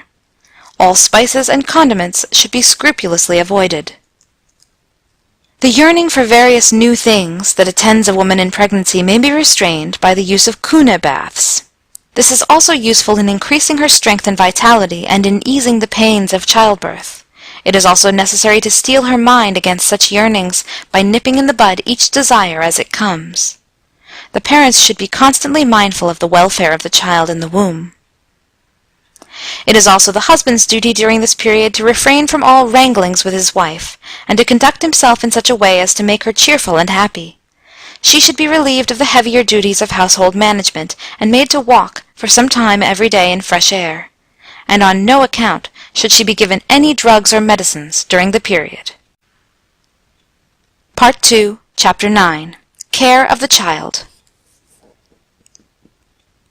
We do not propose in this chapter to describe the duties of a midwife or wet nurse, but only to point out how the child should be cared for after birth. Those who have read the foregoing chapters need not be told how injurious it is to keep the mother, during the period of confinement, in a dark and ill-ventilated closet, and to make her lie on a dirty bed with a fire underneath. These practices, however time-honored they may be, are nevertheless fraught with dangerous consequences. No doubt, during the cold season the mother should be kept warm, but this is best done by using good blankets. If the apartment is too cold and a fire has to be kept, it must be lighted outside and only brought in when all the smoke has disappeared, and even then it should not be kept under the cot in which she lies. Warmth may also be given by keeping bottles of hot water on the bed. All the clothes and sheets should be thoroughly cleansed after childbirth and before being used again. As the health of the child will depend entirely on that of the mother, special attention must be paid to her diet and mode of living. If she is fed on wheat, with plenty of good fruits, like the plantain, and olive oil, she would feel warm and strong and have plenty of milk. Olive oil gives aperient properties to the mother's milk, and thus serves to keep the child free from constipation. If the child is unwell, attention must be turned to the state of the mother's health. Administering drugs to the child is as good as murdering it, for the child, with its delicate constitution, easily succumbs to their poisonous effects. Hence, the medicine should be administered to the mother, so that its beneficial properties may be transmitted to the child through her milk. If the child suffers, as it often does, from cough or loose bowels, there is no cause for alarm. We should wait for a day or so and try to get at the root of the trouble, and then remove it. Making fuss over it and falling into a panic only makes matters worse. The child should invariably be bathed in tepid water. Its clothing should be as little as possible. For a few months it is best to have none at all. The child should be laid on a thin, soft white sheet and covered with a warm cloth. This will obviate the need for the use of shirts, prevent the clothes from getting dirty, and make the child hardy and strong. A fine piece of cloth folded into 4 should be placed over the navel string and kept in position by a band over it. The practice of tying a thread to the navel string and hanging it round the neck is highly injurious. The navel band should be kept loose. If the part round the navel be moist, fine, well-sifted flour may be gently applied over it. As long as the supply of the mother's milk is sufficient, the child should be fed exclusively on it, but when it gets insufficient, fried wheat well powdered and mixed with hot water and a little of jaggery may be used as a substitute with quite good results. Half a plantain well mashed and mixed with half a spoonful of olive oil is also particularly beneficial. If cow's milk has to be given, it should at first be mixed with water in the proportion of 3 to 1, and then heated until it just begins to boil, when a little of pure jaggery should also be added. The use of sugar instead of jaggery is harmful. The child should gradually be accustomed to a fruit diet so that its blood may be kept pure from the very beginning, and it may grow manly and bright. Those mothers who begin to feed their children on things like rice, vegetables, and dal, as soon as or even before its teeth have appeared, are doing them infinite harm. Needless to say, coffee and tea should be strictly eschewed. When the child has grown big enough to walk, it may be clothed with kurta and the like, but its feet should still be kept bare, so that it may be free to roam about at will. The use of shoes prevents the free circulation of blood and the development of hardy feet and legs. Dressing the child in silk or lace cloths with cap and coat and ornaments is a barbarous practice. Our attempt to enhance by such ridiculous means the beauty that nature has given only bespeaks our vanity and ignorance. We should always remember that the education of the child really begins from its very birth, and is best given by the parents themselves. The use of threats and punishments and the practice of gorging the children with food are an outrage on the principles of true education. As the old saying has it, like parent, like child. Hence, the example and practice of the parents necessarily shape the conduct and character of the children. If they are weaklings, their children also grow up weak and delicate. If they talk clearly and distinctly, so too will the children, but if they talk with a lisp, the children will also learn to do so. If they use foul language or are addicted to bad habits, the children necessarily imitate them and develop into bad characters. In fact, there is no field of human activity in which the child does not imitate the example of its parents. We see, then, how heavy is the responsibility that rests on the shoulders of the parents. The very first duty of a man is to give such education to his children as will make them honest and truthful, and an ornament to the society in which they live. In the animal and vegetable kingdoms, the offspring invariably takes after the parent. Man alone has violated this law of nature. It is only among men that we see such incongruities as vicious children being born to virtuous parents, or sickly ones to the healthy. This is due to the fact that we thoughtlessly become parents when we are not mature enough to assume the responsibilities of that position. It is the solemn duty of all virtuous parents to train their children in noble ways. This requires that both the father and the mother should themselves have received a sound education. Where the parents lack such education and are aware of their imperfections, it is their duty to entrust their children to the care of proper guardians. It is foolish to expect that a high character can be developed in the children by merely sending them to school. Where the training given at school is inconsistent with that given at home, there can be no hope of improvement for the child. As already pointed out, the true education of the child begins from the very moment of its birth. The rudiments of knowledge are imbibed almost in the course of play. This indeed was the ancient tradition. The practice of sending children to school is a growth of yesterday. If only the parents would do their duty by their children, there would be no limit to the possibilities of their advancement. But, in fact, we make playthings of our children. We deck their persons with fine clothes and jewels, we gorge them with sweetmeats, and spoil them from their very infancy by fondlings and caresses. We let them go unchecked on their way in our false affection for them. Being ourselves miserly, sensuous, dishonest, slothful, and uncleanly, is it to be wondered at that our children should follow in our footsteps and turn out weak and vicious, selfish and slothful, sensuous and immoral? Let all thoughtful parents ponder well over these matters, for on them depends the future of our land. Chapter 10. Some accidents. Drowning. We will now turn our attention to some of the more common accidents and the methods of dealing with them. A knowledge of these things is essential to everybody so that timely help may be rendered and the loss of many precious lives averted. Even children should be taught to deal with these cases, as in that way they are more likely to grow up kind and thoughtful citizens. And first we will deal with drowning.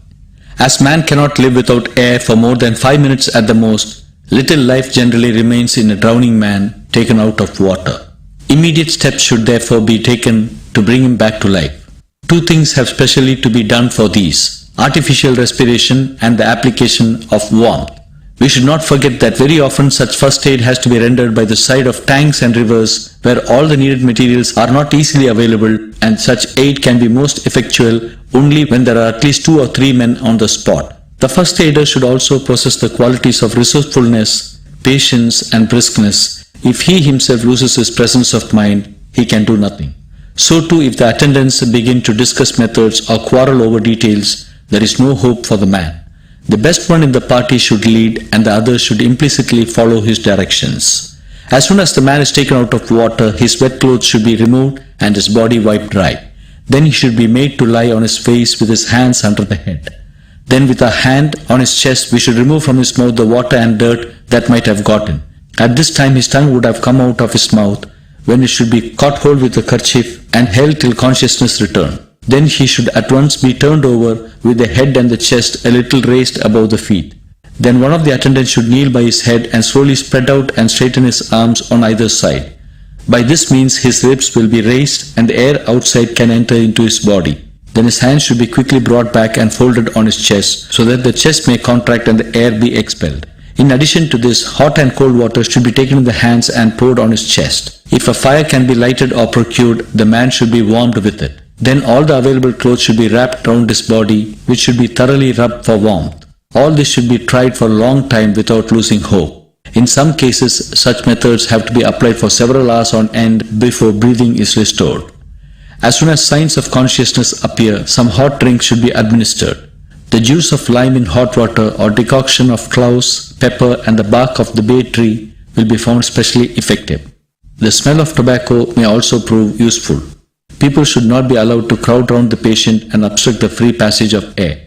The signs of death in such cases are the following: the complete cessation of breathing and the beating of heart and lungs as indicated by a piece of peacock feather held near the nose remaining quite steady, or a mirror held near the mouth being undimmed by the moisture in the breath, the eyes remaining fixed and half open with heavy eyelids, the jaws getting fixed, the fingers getting crooked, the tongue protruding between the teeth, the mouth getting frothy, nose getting red, the whole body turning pale.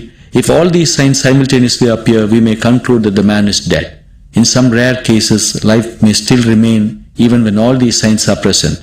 The only conclusive test of death is the setting in of decomposition. Hence, the patient should never be given up for lost until after a long and patient application of remedial measures. Chapter 11. Some accidents continued. Burns and scalds. Very often when a man's clothes catch fire, we get into a panic and instead of helping the injured, make matters worse by our ignorance. It is our duty therefore to know exactly what to do in such cases. The person whose clothes have caught fire should not lose his presence of mind.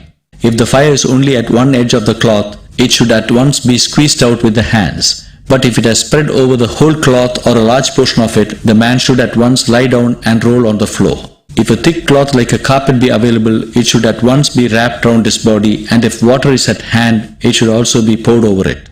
As soon as the fire has been put out, we should find out if there are burns in any part of the body. The cloth would generally stick to the body where there are burns, in which case it should not be forcibly torn off, but gently snipped off with a pair of scissors, leaving the affected parts undisturbed, and taking care to see that the skin does not come off. Immediately after this, poultices of pure mud should be applied to all these places and kept in position by bandages. This will instantly relieve the burning and ease the patient's suffering. The poultices may as well be applied over the portions of the cloth which stick onto the body. They should be renewed as soon as they begin to get dry. There is no reason to fear the touch of cold water. Where this sort of first aid has not been rendered, the following directions will be found very useful. Fresh plantain leaves well smeared with olive or sweet oil should be applied over the burns. If plantain leaves are not available, pieces of cloth may be used. A mixture of linseed oil and lime water in equal proportions may also be applied with great advantage. The portions of cloth which adhere to the burns may be easily removed by moistening them with a mixture of tepid milk and water. The first bandage of oil should be removed after 2 days and afterwards fresh bandages applied every day. If blisters have formed on the burnt surface, they should be pricked, but the skin need not necessarily be removed. If the skin has simply got red by the burn, there is no more effective remedy than the application of a mud poultice. If the fingers have been burnt, care should be taken when the poultice is applied that they do not touch against one another. This same treatment may be applied in cases of acid burns and scalds of every description.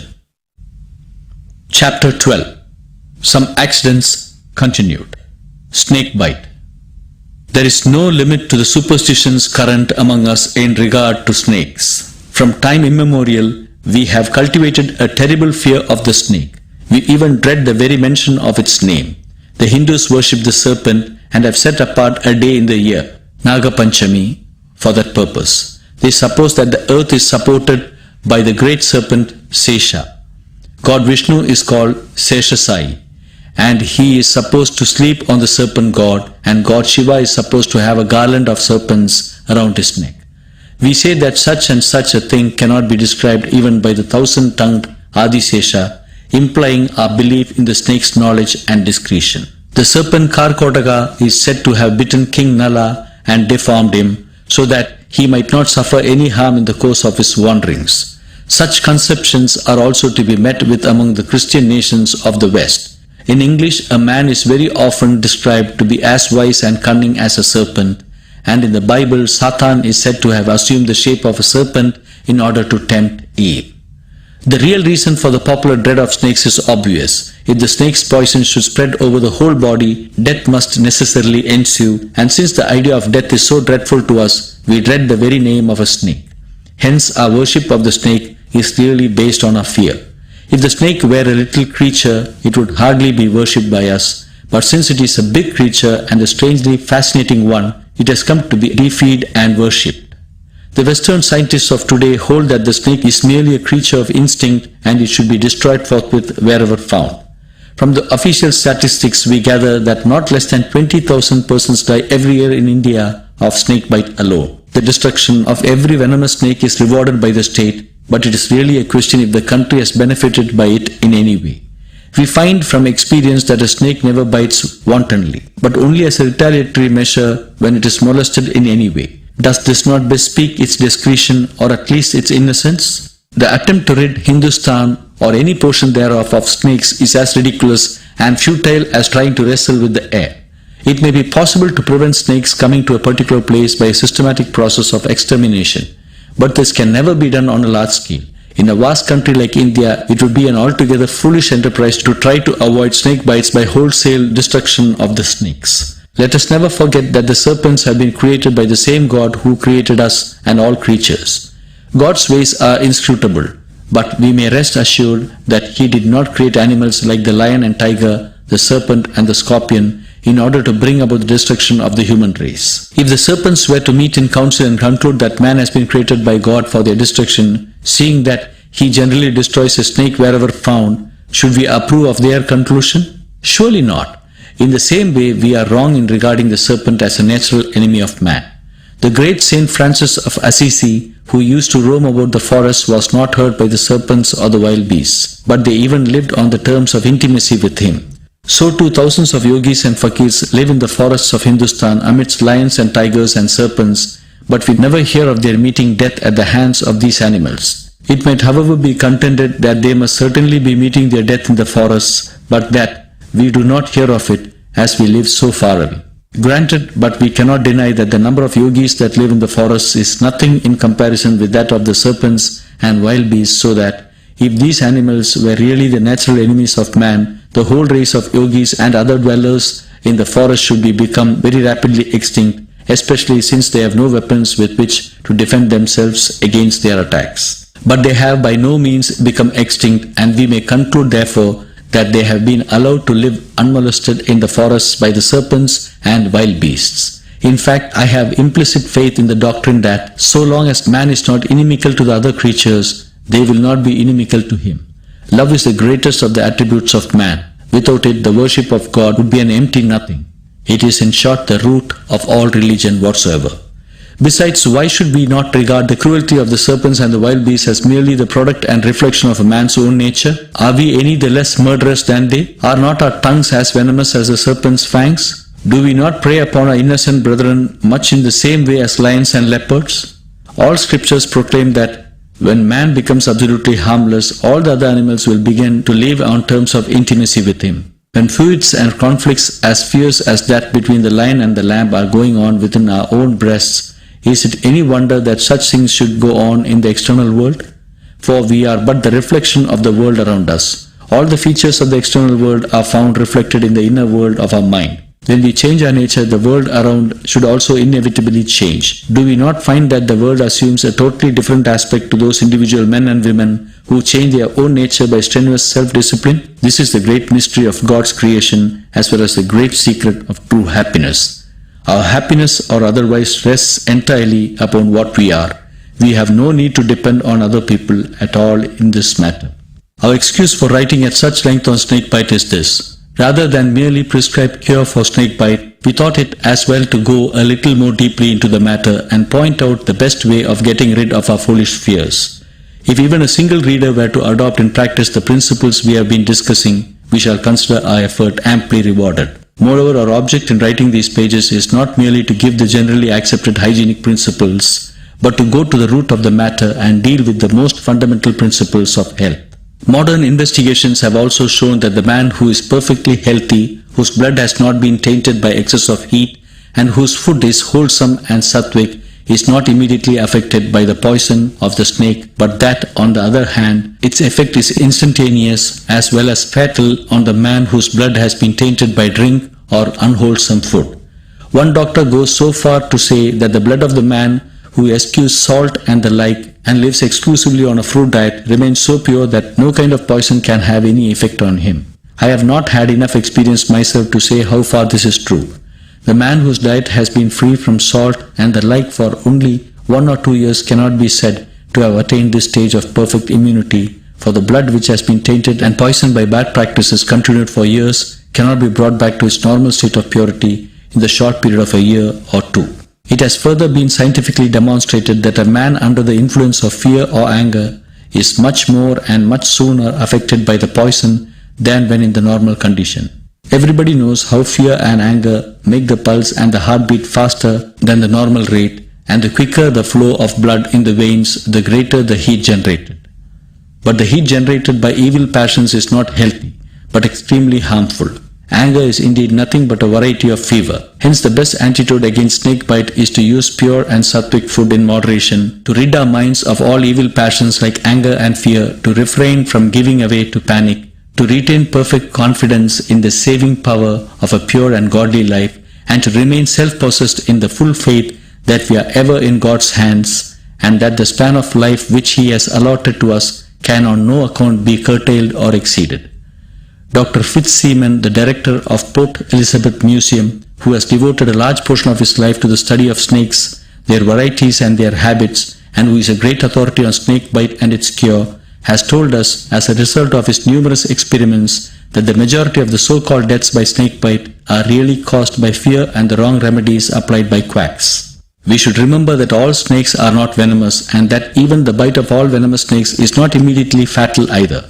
Moreover, the snake do not always get an opportunity of injecting their venom into the body of their victim. We should not therefore give way to panic even when we are bitten by a venomous serpent, especially since very simple remedies are available which can be applied by ourselves without any aid from others. The part of the body immediately above the point at which the snake has bitten should be tied around with tight bandage, which should be further strengthened by means of strong pencils or pieces of wood so that the poison may not ascend through the veins.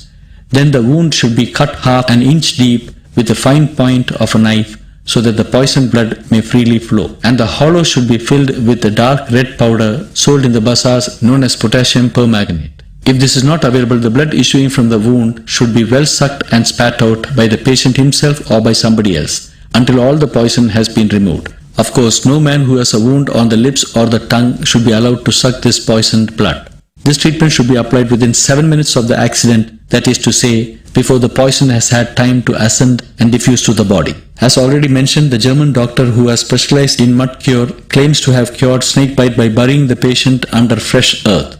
Although I have not tried the use of mud in snake bites, I have undoubted faith in its efficacy from my experience in other cases. After the application of potassium permanganate or the sucking out of blood in the alternative, a poultice of mud half an inch in thickness and big enough to cover the whole region around and above the affected part should be applied.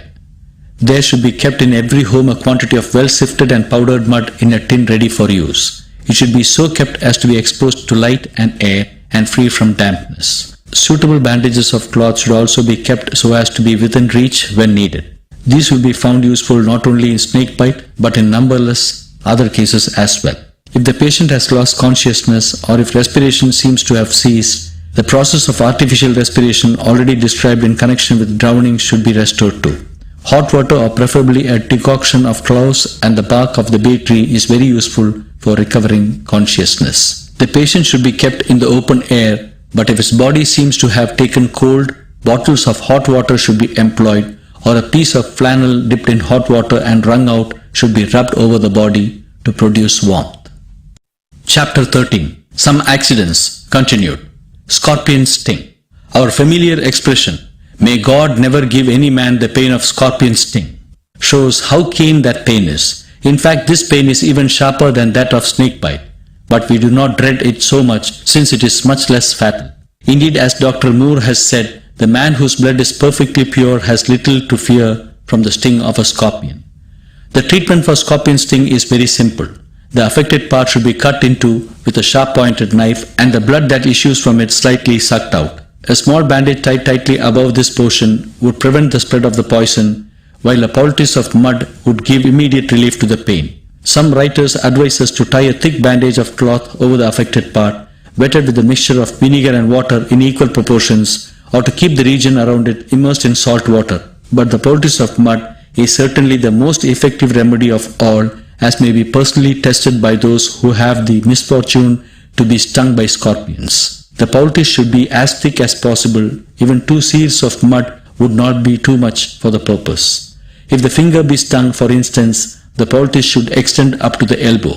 If the hand be kept immersed for some time in wet mud in a pretty large vessel, it would give instant relief to the pain. The stings of the centipede and other animals should be dealt with exactly as that of the scorpion. Conclusion. I have now said all that I intended to say on the subject of health. And now, before finally taking leave of my readers, I will say a word or two on my object in writing these pages. One question which I have asked myself again and again in the course of writing this book is why I, of all persons, should write it. Is there any justification at all for one like me, who am no doctor, and whose knowledge of the matters dealt with in these pages must be necessarily imperfect, attempting to write a book of this kind? My defense is this. The science of medicine is itself based upon imperfect knowledge, most of it being mere quackery. But this book, at any rate, has been prompted by the purest of motives.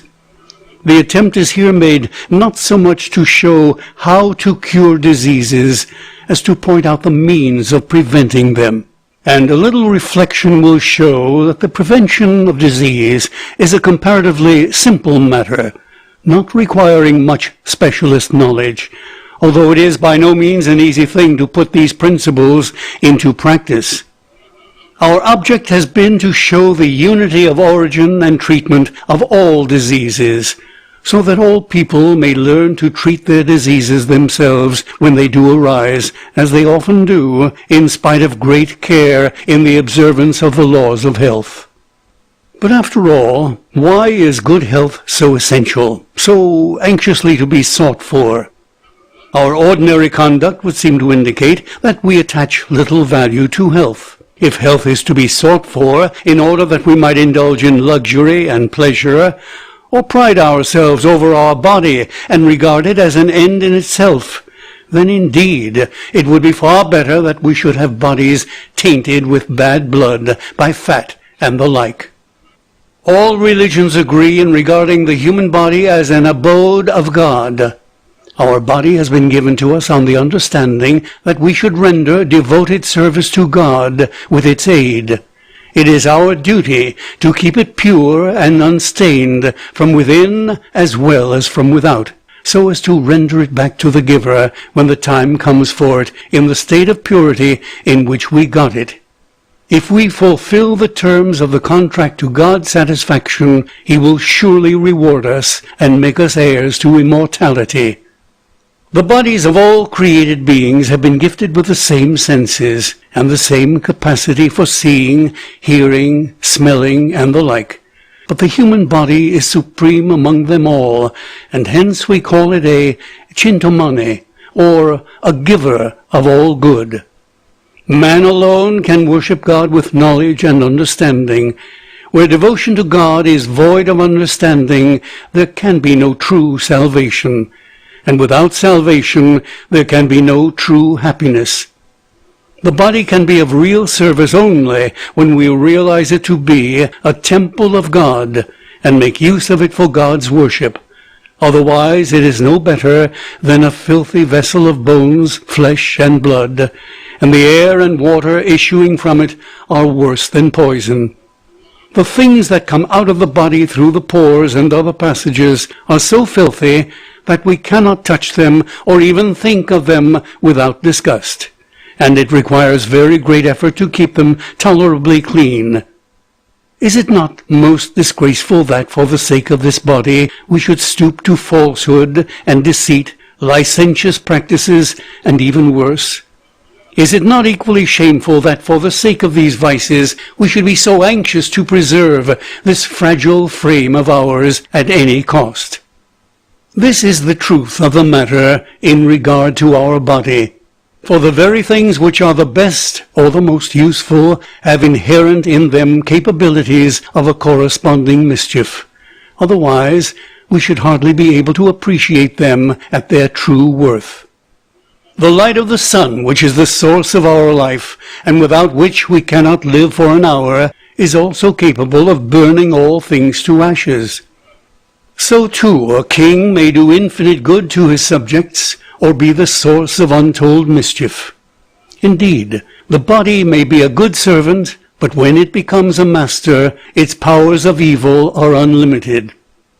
There is an incessant struggle going on within us between our soul and Satan for the control of our body. If the soul gains the ascendancy, the body becomes the most potent instrument of good. But if the devil is victorious in the struggle, it becomes a hotbed of vice. Hell itself would be preferable to the body, which is the slave of vice, which is constantly filled with decaying matter, and which emits filthy odors, whose hands and feet are employed in unworthy deeds, whose tongue is employed in eating things that ought not to be eaten, or in uttering language that ought not to be uttered, whose eyes are employed in seeing things that ought not to be seen, whose ears are employed in the hearing of things that ought not to be heard, and whose nose is employed in the smelling of things that ought not to be smelt. But while hell is never mistaken for heaven by anybody, our body, which is rendered worse than hell by ourselves, is, strangely enough, regarded by us as almost heavenly. So monstrous is our vanity, and so pitiful our pride in this matter. Those who would make use of a palace as a latrine, or vice versa, must certainly reap the fruit of their folly. So too, if while our body is really in the devil's hands, we should fancy that we are enjoying true health, we shall have only ourselves to thank for the terrible consequences that are sure to follow.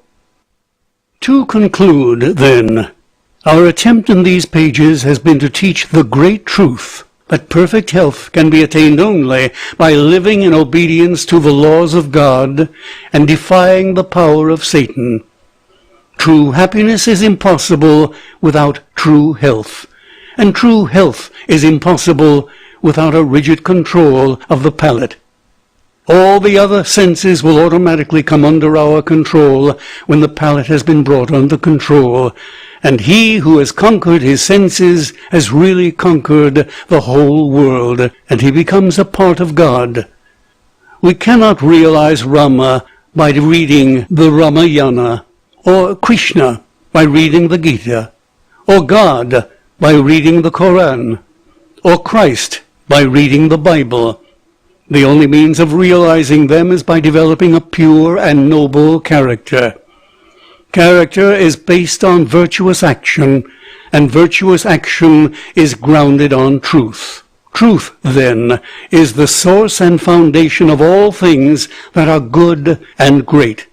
Hence a fearless and unflinching pursuit of the ideal of all truth and righteousness is the keynote of true health, as of all else. And if we have succeeded, in however feeble a measure, in bringing this grand fact home to our reader, our object in writing these pages would have been amply fulfilled.